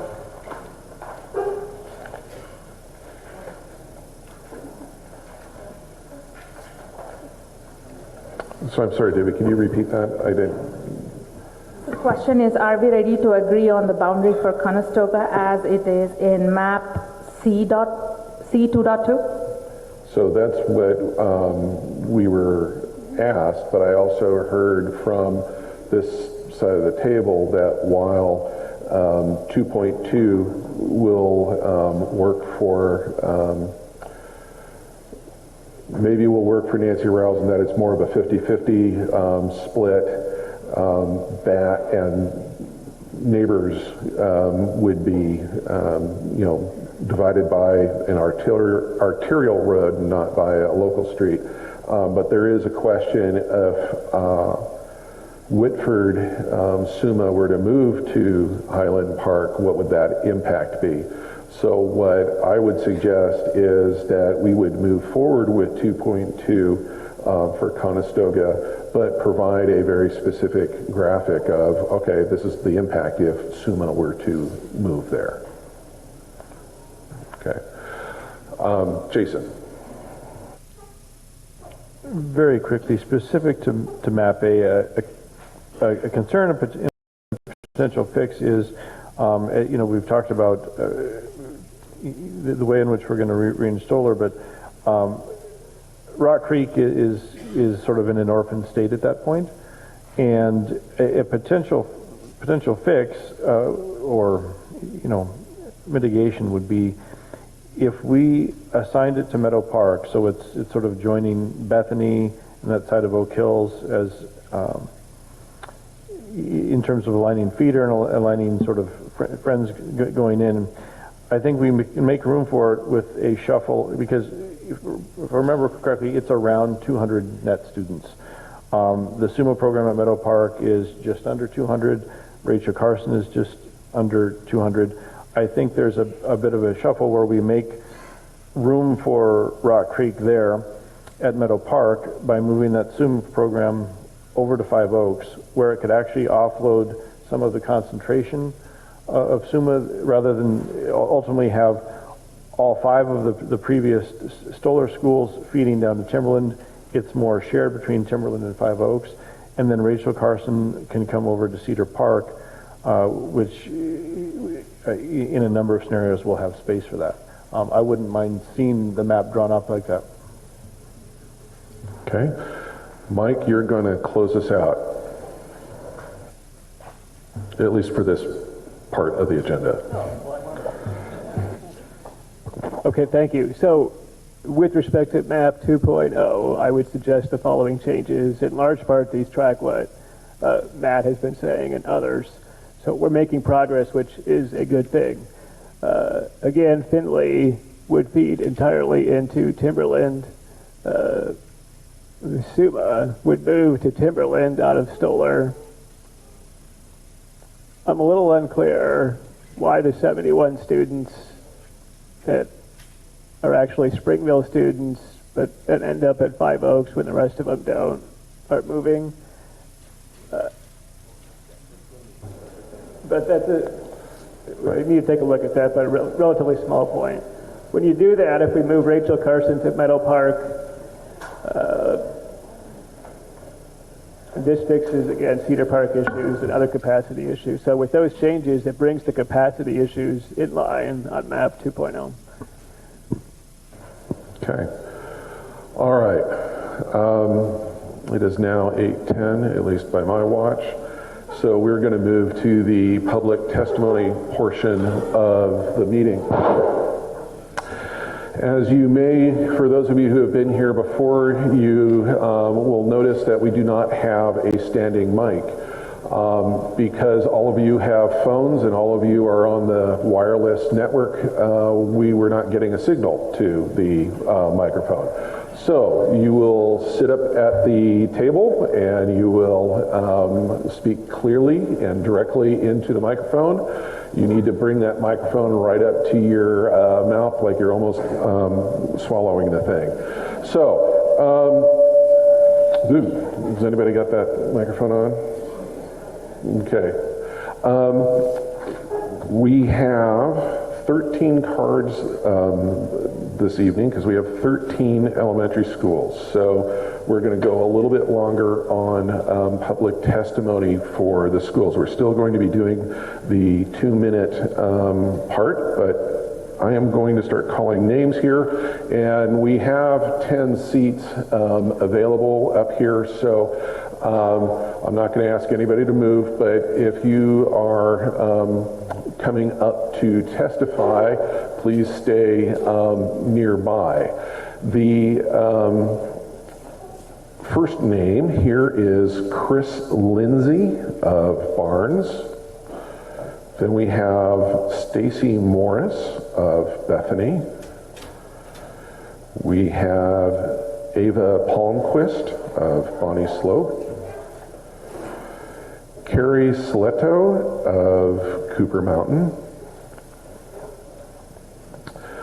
Aliva Sill of Findlay. Debbie Chin of Hazeldale, Priya Mani of Jacob Wismer,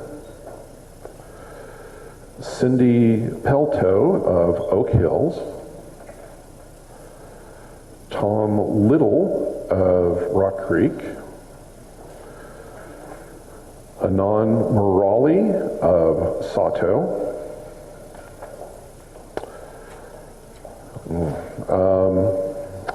Allison Z of Shoals Heights,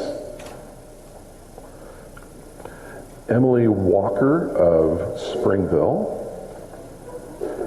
and Laura Parrott of Terra Linda. So, to start, Mr. Lindsay, hang on one second.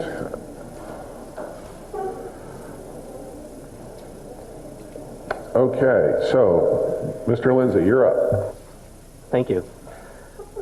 As I said, my name is Chris Lindsley. I'm a parent of 2 children in Barnes in the two-way immersion program. My concern is that the proposed map split Barnes into at least 2 middle schools, but there is no commitment to offering two-way immersion at both schools. Starting this year, all kindergartners are in two-way immersion. In 5 years, all Barnes 5th graders will be in two-way immersion.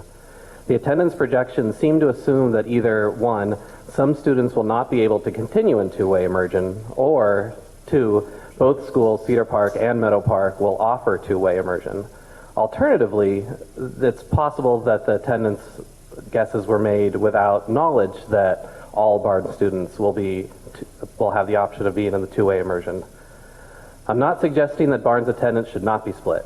There will be students who live in Barnes who opt out of two-way immersion. There will be students who move into Barnes after 1st grade and are unable to join two-way immersion.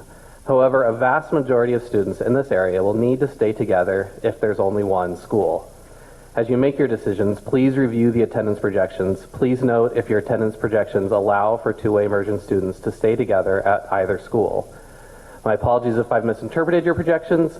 If I have, I would appreciate a clarifying note added to the projections. If you are assuming both middle schools will offer two-way immersion, please add that as well. As one final note, since you saw that earlier, I have talked to parents who live in that section west of 170th who can see Beaver Acres, and the ones I talked to like the idea of going to a school they can see. So, thank you. Thank you. Okay, oops, I didn't need to do that. Okay, Stacy Morris.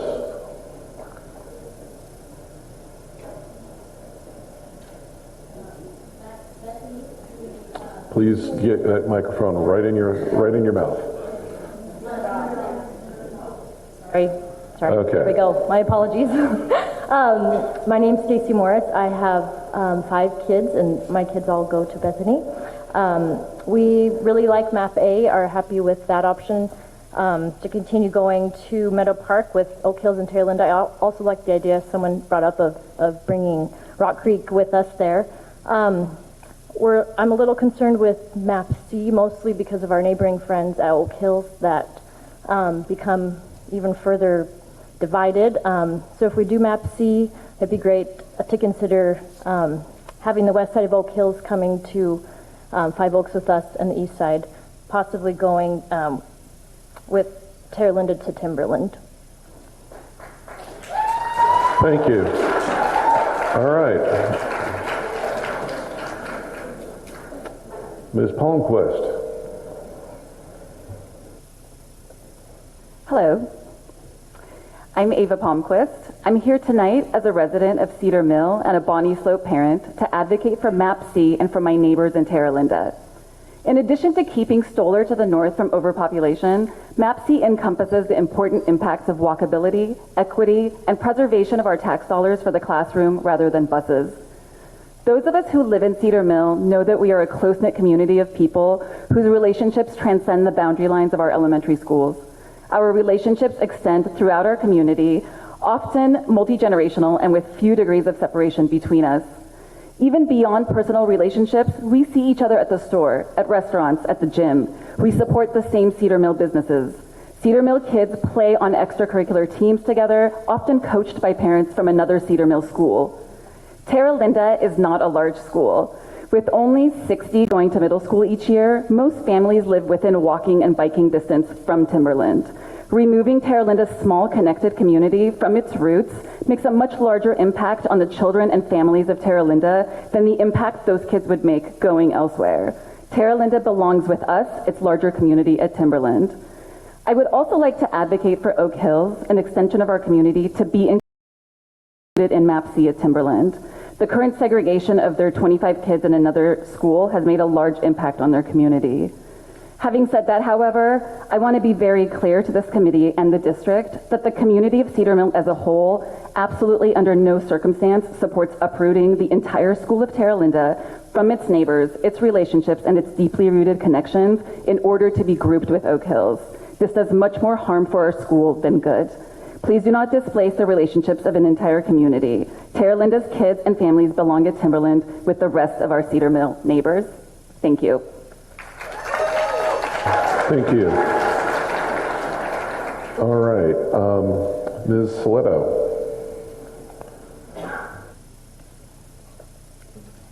Good evening. My name is Carrie Silito. I have one child at Mountain View Middle School and one at Cooper Mountain Elementary. I'm in a small pocket of kids that go to Mountain View and then also go to Hyde, which means my kids never stay with a peer group when they move. I have a big problem with that, but that's not what I'm here to talk about tonight. I'm aware that because my neighborhood is such a small section, about 75% of Cooper Mountain would disagree with what I say today. But I'm here to talk about poverty, not to talk about these boundaries. I'm a sociology professor, and I know that when we isolate poverty, we create problems for schools and neighborhoods. My kids go to Mountain View. I looked at the report card today and saw that Mountain View last year had 61% free and reduced lunch. That's not acceptable. And when my kids sees their friends that they went to elementary school with then go to Highland Park, which has like a VR machine, and they have all this cool stuff, they hear about it and they see the differences between what the rich schools have and what the poor kids have. None of my school wants to go to Mountain View because there's so many bad rumors about Mountain View at Cooper Mountain. I love Mountain View. My son is doing fabulously at Mountain View, and I don't want him to switch schools. But I'm really, really worried about equity. And if him switching meant a more equitable arrangement, I would want that. Because I know that when we isolate poverty, it causes problems for communities. I teach this to my students every semester in college. And I can't just stand by and watch Mountain View get sidelined again when they have 61% free and reduced lunch. When we look at places like Stoller, which I obviously realize we're not going to go between Mountain View and Stoller, but they have 12%. When we look at Highland Park, they had 31% free and reduced lunch. That's half what Mountain View has. We need to make some changes to make Mountain View have options where they have higher income families that can donate to the PTA, that can donate to fundraisers, that can participate in the band program. Our school is suffering because we're a pocket of poverty, not because anything's wrong with the school. I love Mountain View and I'd like to see more for that. Great, thank you. Okay, Ms. Sill.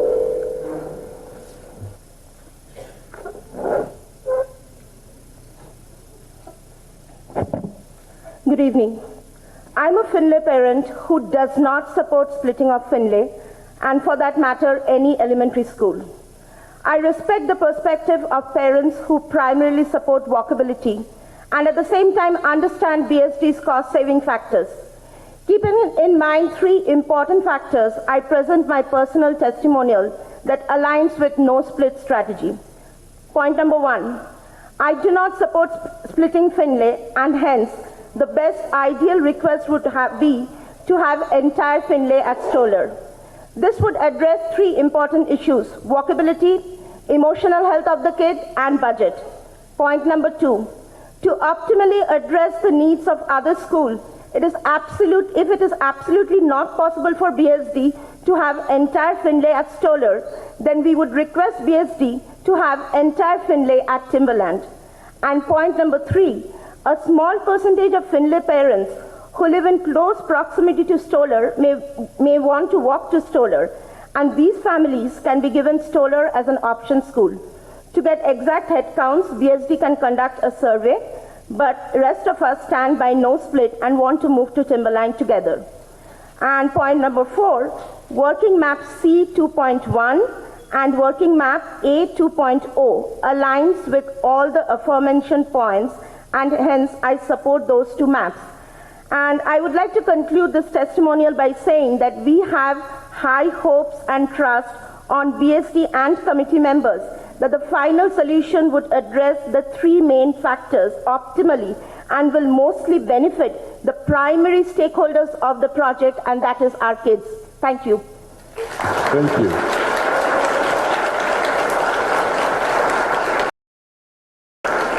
Okay, Ms. Chen.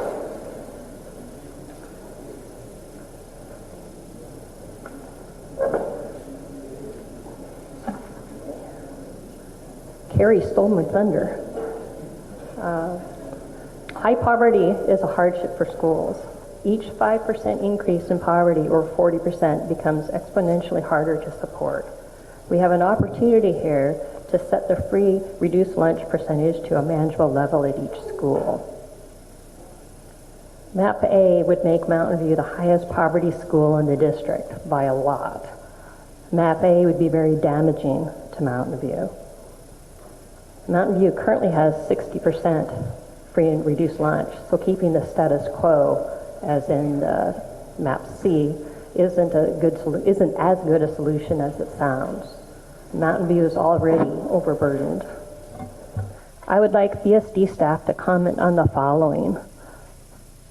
Why aren't you encouraging equity more in this process?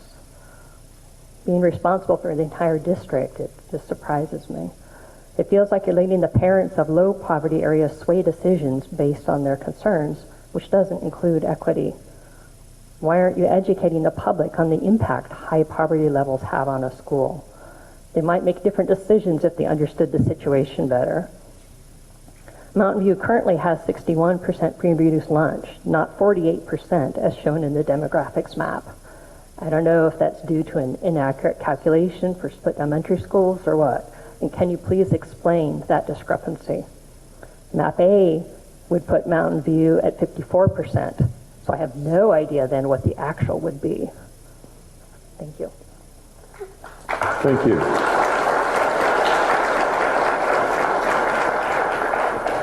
All right, Ms. Monty.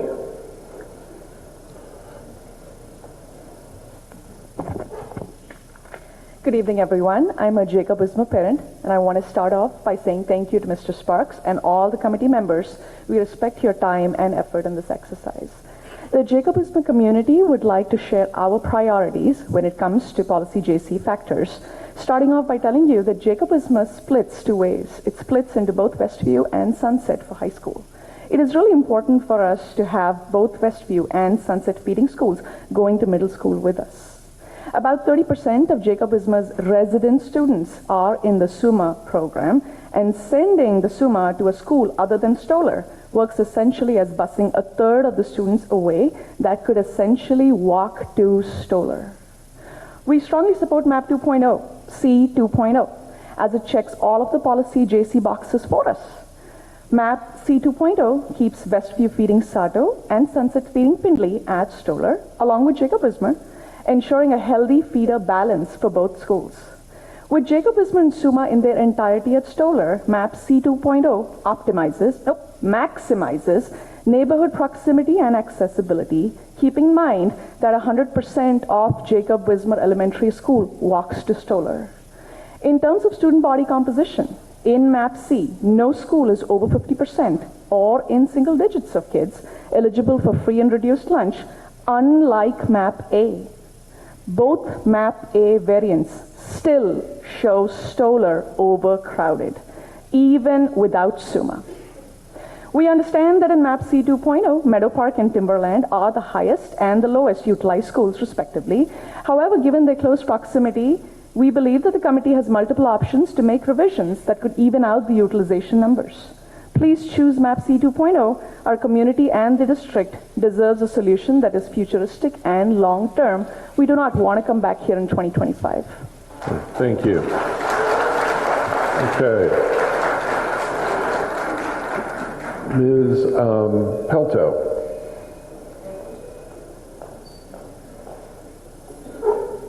Good evening.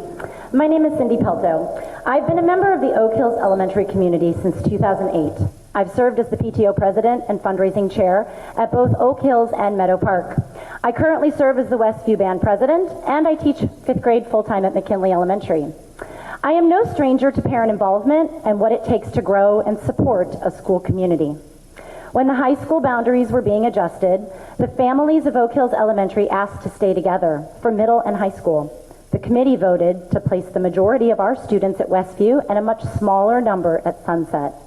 We as parents accepted this decision and have spent the last 3 years building up Meadow Park and investing in our respective high schools and their programs. We implore you to strongly consider that Oak Hills often feels like a pawn in a boundary chess game due to so many changes over the years. MAP A is the best choice for our elementary school community. While the high school split will be maintained, the new boundaries for the middle school will have more Sunset-bound students attending Meadow Park. Our current Sunset students have spoken of feeling isolated at Sunset due to social circles already in place from previous middle schools. We prefer MAP A because it increases the number of students that will make the transition from middle school to high school together. If the committee determines that MAP C is the best option for our district, even though this puts Meadow Park at 116% capacity, we plead for 2 adjustments. 1, our students are split after elementary school, and the Sunset-bound students are sent to a middle school with Terra Linda, their closest Sunset neighbor. The transition to high school is tough. Please give them more familiar faces in the halls and classrooms. 2, the west side of Oak Hills Elementary should go to Stoller or Five Oaks and Westview. This is due to a large percentage of Oak Hills Elementary homes included in the walkable area of Westview. Given all this, we still feel MAP A is the best choice for our collective community. Thank you for your consideration.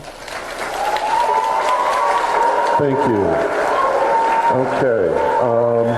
Mr. Little. Good evening. My name's Tom Little. I'm a Rock Creek parent. I wanted to thank all the committee members for volunteering their time. I know that you guys have no small task in this, and I appreciate all of the work you're doing. Your job is to ensure that the will of the people is carried out during this boundary adjustment process by our public school district. I have 2 children at Rock Creek, but I'm here to represent the entire Bethany area. Although we should be discussing only one map, we have now been provided with many. Your primary task is to keep communities together, but all of these maps divide Bethany communities. Springville is split in 4 of these maps. 2 of them are removing their most disadvantaged population from Friends to check a diversity box somewhere else at the expense of those friendships. 4 of these maps split Findlay. 1 of them splits Rock Creek, which is less than half the size of Sato or Springville. We should have learned from the high school process that splitting a small school like Oak Hills is wrong. 3 of these maps send Oak Hills by themselves without a neighbor to Southern School. 1 of them does the same to Rock Creek. This egregious act was done to West TV during the high school boundary process. No school should be sent away from its community alone. Your job is to relieve overpopulation at Stoller, yet somehow all of these maps have Stoller using portables in 2025 to accommodate option students. 3 have Meadow Park overpopulated, and 3 have Five Oaks overpopulated with no portables. All the while, the new school in the north is being utilized at 57 to 74% of its capacity. I understand from listening to you guys talk tonight that it is very hard to try and do everything, to have multiple priorities. I think that one priority needs to be chosen. I think the priority needs to be keeping populations together so that children are not thrust into a scary and new situation when they move from elementary school to middle school. I think these are hard decisions, and I appreciate you guys being willing to sit around the table and talk about making them. Thank you. Thank you. Okay. So, Anand Murali.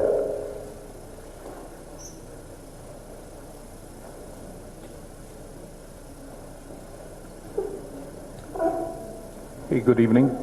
This is Anand. I'm a Sato parent, and thank you for this opportunity, and thank you all for your time that you've been spending on this. So I'm here representing Sato and specifically the Pirate Park community. And I specifically mentioned this, and I want to bring this up again because there have been, maps even in the last meeting, Map B specifically, and I think Map B was alluded to in this meeting as well. So I really want to, clarify, our position here. So we are a community within Sado, south of Springville Road and across the road from Stoller and closest to Stoller within the Sado attendance zone. Generations of kids from our neighborhood have been walking to Stoller. There have been revisions of map up until the last meeting that split the Sado feeder zone south of Springville Road and took kids that live closest to Stoller, put them in a bus and sent them to a school miles away, south of 26. This is a community that has endured primary school changes with kids having attended 3 schools during their primary school years, Jacob Wismar, Springville, and Sado. While we are glad that the current maps under consideration keep Sado together and sends them to Stoller, we want to voice our concern that any attempt to change this alignment by splitting Sado like Map B did and sending the part of Sado closest to Stoller to another school miles away in order to justify whatever the reasons might be for other communities would be a complete travesty of justice. As a community, we have the closest ties with those in the attendance zones of Jacob Wismar and Sado. Carving this area out and sending us south of 26 is something none of us at Sado as a whole and the Pirate Park community support. And on SUMA, this is an options program, whatever the BSD might call it. It makes no sense to justify hosting a specialty program in a school when regular students in communities in the neighborhood are separated and being bused to a faraway school. And it's hard to see that we spent 45 minutes today talking just about SUMA, which is, I think, unacceptable. So, thank you. Okay, thank you. Okay. So next we have Allison Z. I'm sorry, I'm not even going to try and pronounce your surname. I apologize. Okay. I'm Allison Zarnick, and I'm the PTO Vice President at Shoals Heights Elementary School. And today I'm speaking on behalf of the Shoals Heights students, staff, and families. As a parent community, we want to thank the Middle School Boundary Committee for all of your work. It's a lot to take on, and we appreciate everything that you've considered, and also allowing all of the schools in the Beaverton School District to have a voice during this process. We are a close network of students, staff, and families at Shoals Heights, one that thrives not only in our school by supporting students and staff, but also our neighborhood community. We wanted to speak today to share that although many of the southern schools have been quiet during this adjustment period, Shoals Heights families have been observing and staying informed. Our public silence is not due to indifference, but simply because almost all of the proposed maps have had a minimal impact on the Shoals Heights boundaries, which we appreciate. My fellow Shoals Heights families and I are here today to show our involvement and voice our strong desire to keep Shoals Heights Elementary School as a direct feeder to Conestoga Middle School. This will maintain our school community for the sake of its students, as well as continuing to work as a highly functional parent community as our children transition to middle school, high school, and beyond. Thank you. Thank you. All right, Ms. Walker.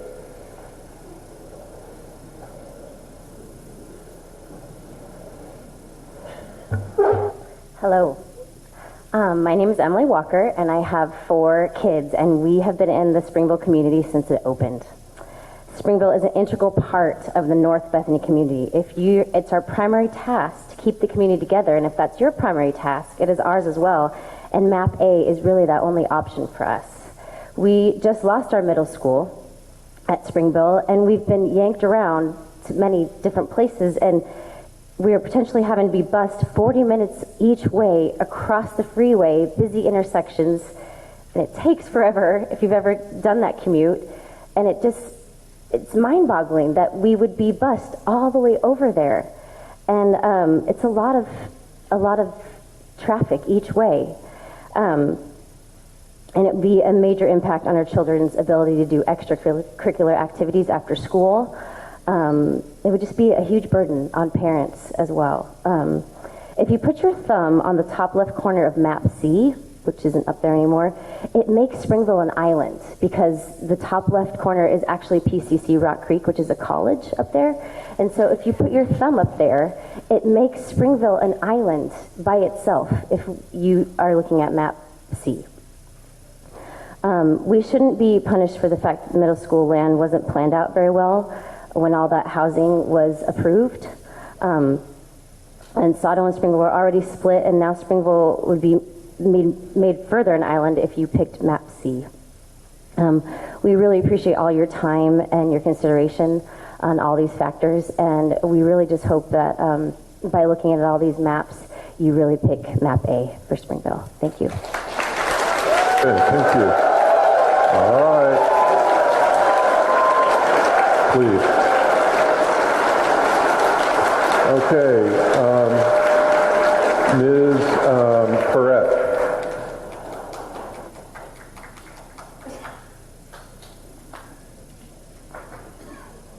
Hi everyone, my name is Laura Perrette and I'm advocating to keep Terra Linda with Bonnie Slope and Finley at Timberland. Our kids in our neighborhoods have already been split when Bonnie Slope was built and split up from Bonnie Slope. Please talk about Terra Linda. Please consider Terra Linda. There's a huge difference with where we go in map A and map C. The issue is that neither of map A's fix the solar capacity, and they put it at their highest, 133%, 121% in 2025. Only map C puts solar at a lower feasible number. If you look at the projections for 2028, the Springville and Sato combined attendance at solar will be around 1,500 students. That's where we are now. If we're not here trying to fix the capacity at solar while we're trying to fix the capacity at solar, then what are we doing? Now remember, if you try to fit them together and you move Finley out of solar, Jacob Wismer will know no one at sunset. Now, I looked at the transportation data provided by the district, and the commute from Springville to Five Oaks is exactly average with what the district is in the morning. That means there are other commutes that are longer than what Springville will have to Five Oaks. If you look at Springville to Five Oaks in the afternoon, they are shorter than average by 4 minutes than other routes in the district. So Springville is not being treated unfairly. Okay, please let her finish. I did the math, and it is longer by 5 minutes and 48 seconds than what they would go to Stoller. That means 5 minutes and 48 seconds is more valuable than children being able to walk to schools, than Terra Linda at Cedar Mill, than more important than balancing socioeconomic diversity, and more important than fixing the capacity at Stoller. All right, Ms. Chair, I have to go.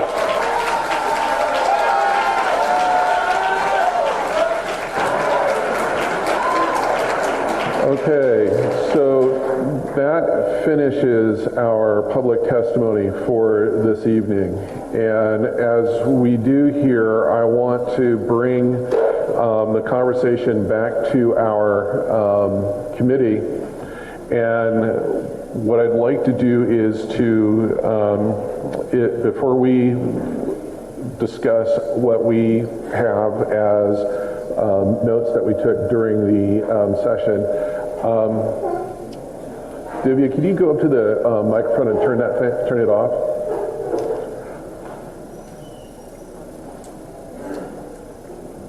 Okay, thank you. What I'd like to ask is if anybody has any other questions before we proceed, and Robert and I will talk about what we heard. So please, questions before we go to the discussion. Monica, you were first.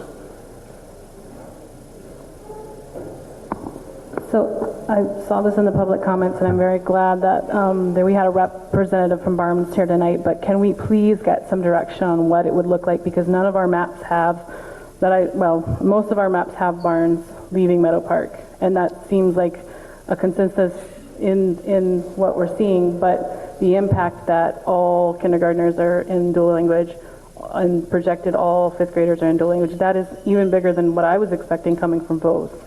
So I ask if we could get some direction from the school board of what that would look like. We will provide that, we'll provide an answer to that question. Ritika.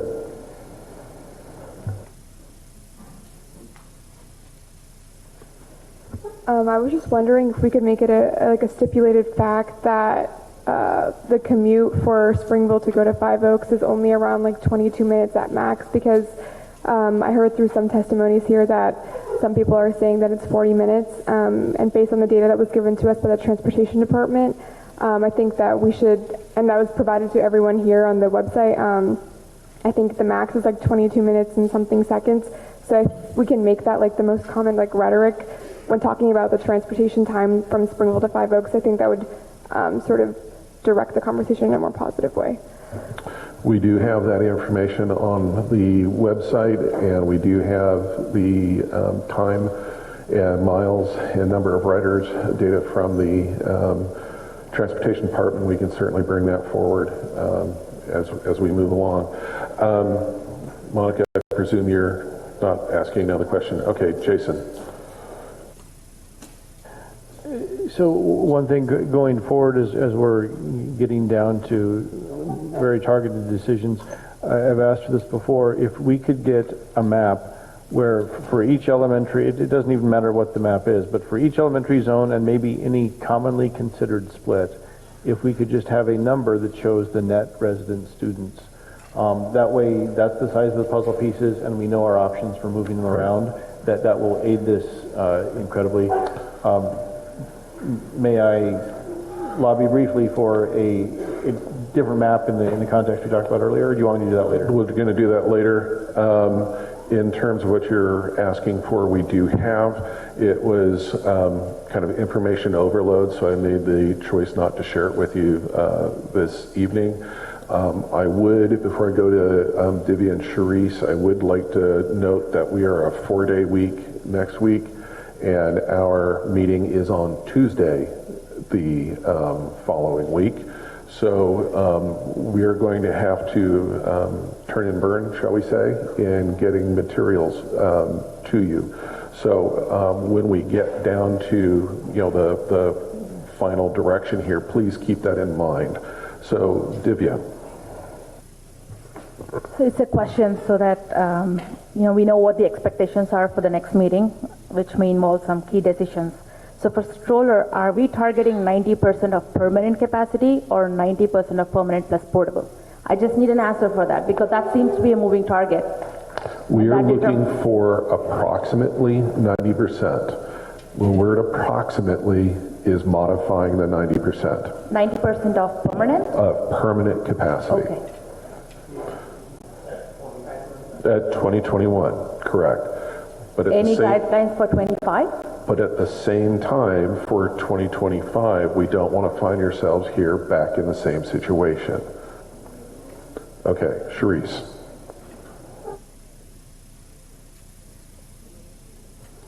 I'm not sure we're there yet, but I think it would be helpful for us knowing that we are getting down to this and there is a short ramp to our next meeting for us as a committee to make a decision on A or C, and then within that, really start working on one map. I don't know how everyone else feels, but I feel like we're there and that we need to start doing that.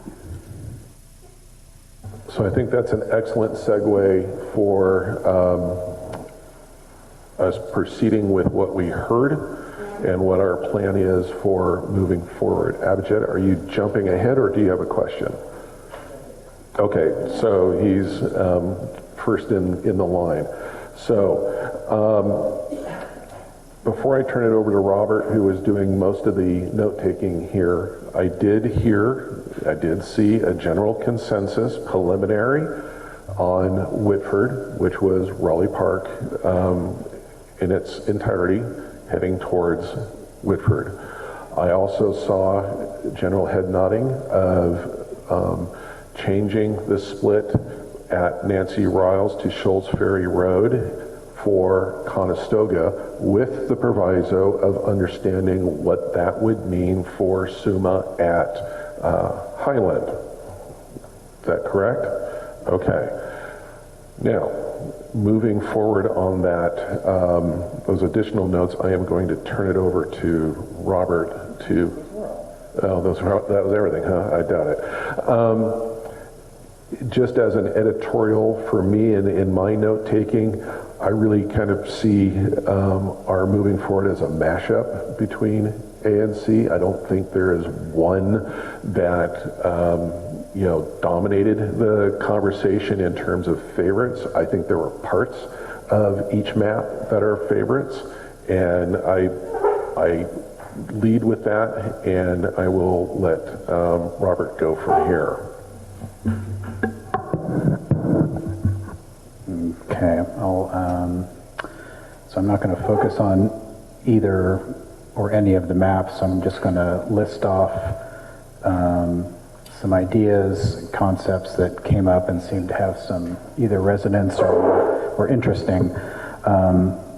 So a lot of committee members tonight said, let's consider SUMA going to Timberland. And that was, and I think what we'll do is we'll include that as one of the summary, stats in the map, so we always know who's in Stoller and what it would look like if everyone went to Timberland, like we did with the maps tonight. With the room that's found at Stoller by moving SUMA, look at adding back in Springville. In whole or in part, most likely in part. Just whole.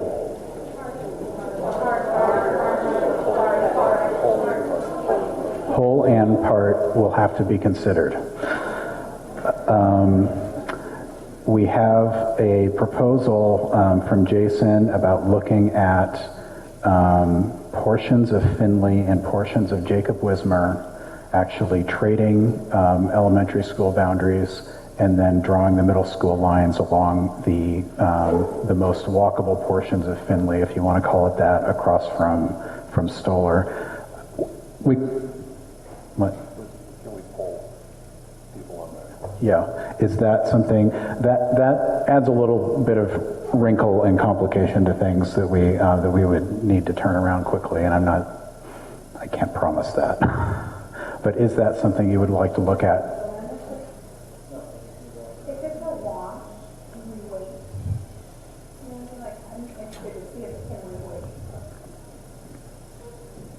Sorry, if it's a wash on the student populations where it's not going to help or hurt us in the next round, can we look at that, not next time, but maybe the one after? Yeah. Yeah, I think I agree. I mean, let's start with the entire Findlay out. Let's look at the numbers. This tinkering that Jason mentioned, I need to go back and look at the grid course also. It wasn't very clear. I mean, I got your concept. But... Yeah. Okay. So we didn't talk about this specifically, but starting with all of Findlay going to Timberland. Okay.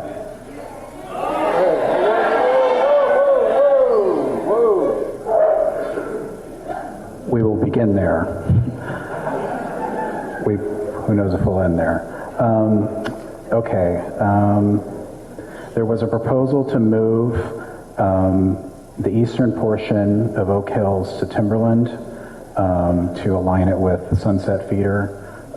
There was also a proposal to move the western portion of Oak Hills possibly to Stoller, or we also heard public comments about keeping it at Meadow Park, but maintaining a larger contingent of students at Meadow Park going to Westview. So if I didn't muddle that entirely, at the moment we have a split of Meadowview between Sunset and Westview, and we'll keep that. What I would submit to Robert is if we get what I'd asked for earlier, where essentially we get the size of the puzzle pieces, we don't need a map showing it. We can consider the possibilities as we look at the maps, the numbers in the overall map. Okay. And then related to that there was some discussion of trying to add schools north of 26 back to Meadow Park, either keeping Bethany or adding Rock Creek. And that could be done by moving SUMA out of Meadow Park, possibly. it may not be possible. The specific variation I was looking for, and this again could be its own map, was if you're looking at the configuration on map A, where Bethany is already there, adding Rock Creek in there, and then doing the swap of the Suma and Rachel Carson. So, my take is, so Oak Hills has a genuine problem. And I think making too many changes at this point will be confusing. I also know for a fact that once you add Suma, Findlay, Bonnie, Cedar, and Terra Linda and Timberland, there's going to be no place in Timberland. So what I would suggest is, as the starting point, let's start with the premise that Oak Hills can be entirely converted into Sunset, which is what you have proposed, and look at how that looks. The one part of that is in the existing Meadow Park definition. If you remove Oak Hills part, the only part that remains is Barnes. And then we have the same problem that you have 60-70 kids in Meadow Park feeding into one high school. So yes, it's a genuine problem in Oak Hills. I would suggest let's take the C2.2 definition with an implicit assumption it will get converted to Sunset and not do any other tweaks for now. Okay. And then there has been some discussion about Mountain View, mostly about whether it receives a SUMA program, also a consideration of a Low Huber Park for Mountain View that will have an impact on its poverty numbers. I would suggest that the list that I already have laid out, which starts at the top and sort of works its way down, that we work on that between now and the next meeting, and that we basically leave Mountain View in stasis, so we can see, because Meadow Park is the one that's going to move around, and that's kind of where that all rattles down to. So Robert, just a couple of things. One thing I would also like to say is as I mentioned, the west part of Terra Linda, west of 143rd, that under the assumption it will move to Oak Hills in the next boundary change. Mm-hmm. If we can put that in Meadow. And the second part is we ought to now have the legacy student numbers, because especially for Timberland, that's going to swing. Mm-hmm. And you are going to come up with numbers that will be 100 above without the legacy calculation. And everybody will think it's not going to work, although that's not going to be the case, right? So for the next map that you make, if you at least give legacy numbers for 8th grade, because I think that might be a consensus. Mm-hmm. 7th we can debate. Mm-hmm. And then subtract those out, or at least show that on the right hand side like you have. That will make the picture clearer, otherwise we are just going to guess. Okay.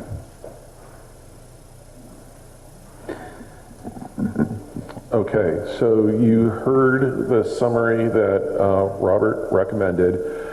I've heard some conversation about some edits to that, and I've heard Abhijit ask about the 8th grade numbers for the legacy discussion. That will be easy enough to provide. We're going to have to talk about that at some point.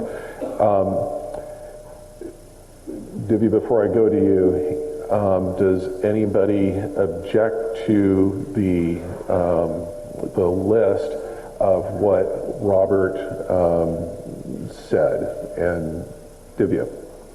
The concern I have with the changes offered are, we are trying to solve problems for Oak Hills, but we are creating a genuine problem elsewhere, which is Jacob Ismer.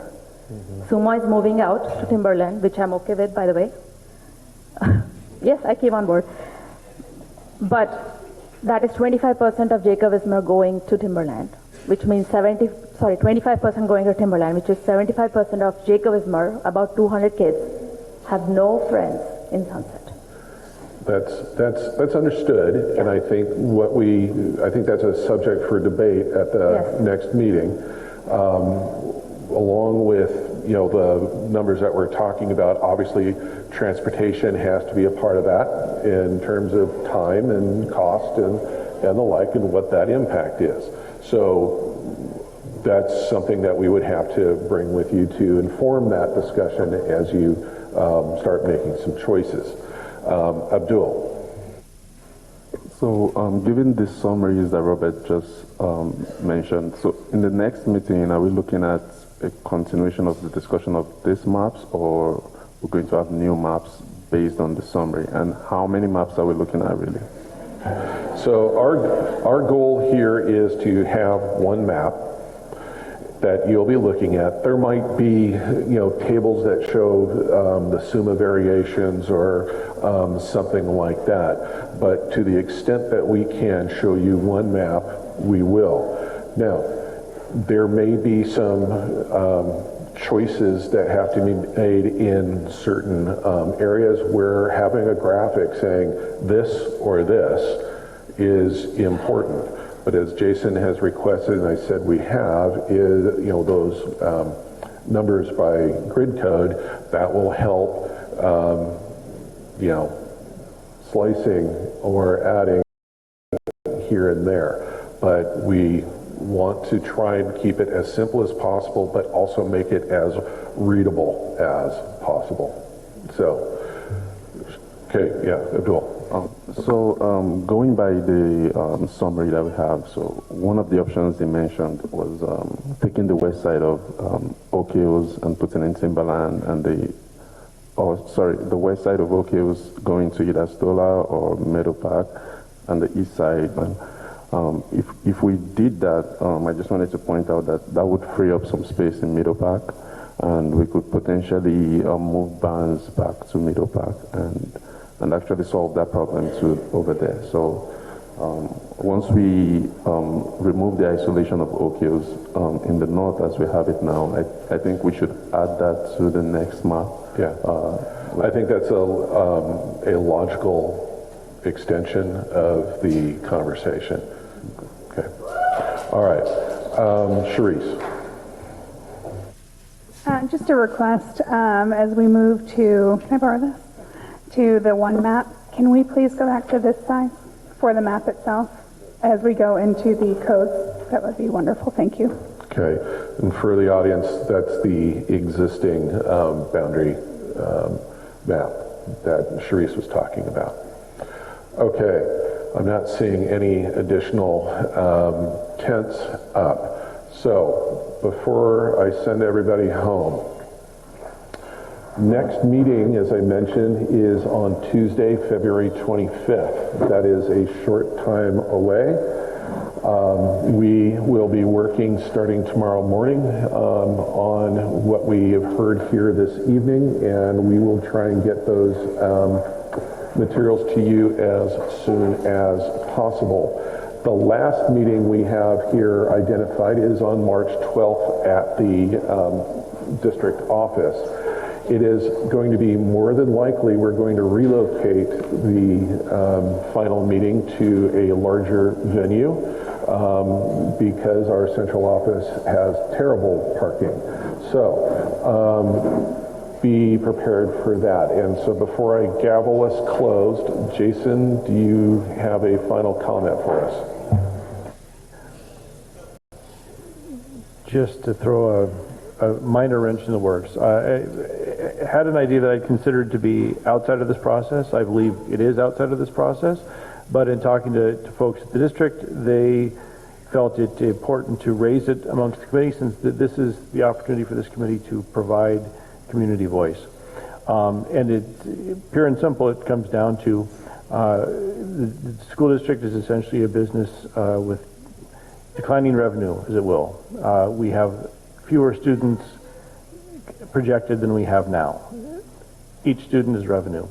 We have growing costs. I don't know how many years in a row we've had 8-digit budget cuts. I believe next year will be another one. If this were a simple business, would we be opening a 9th store with revenue expected falling and costs going up? We would not.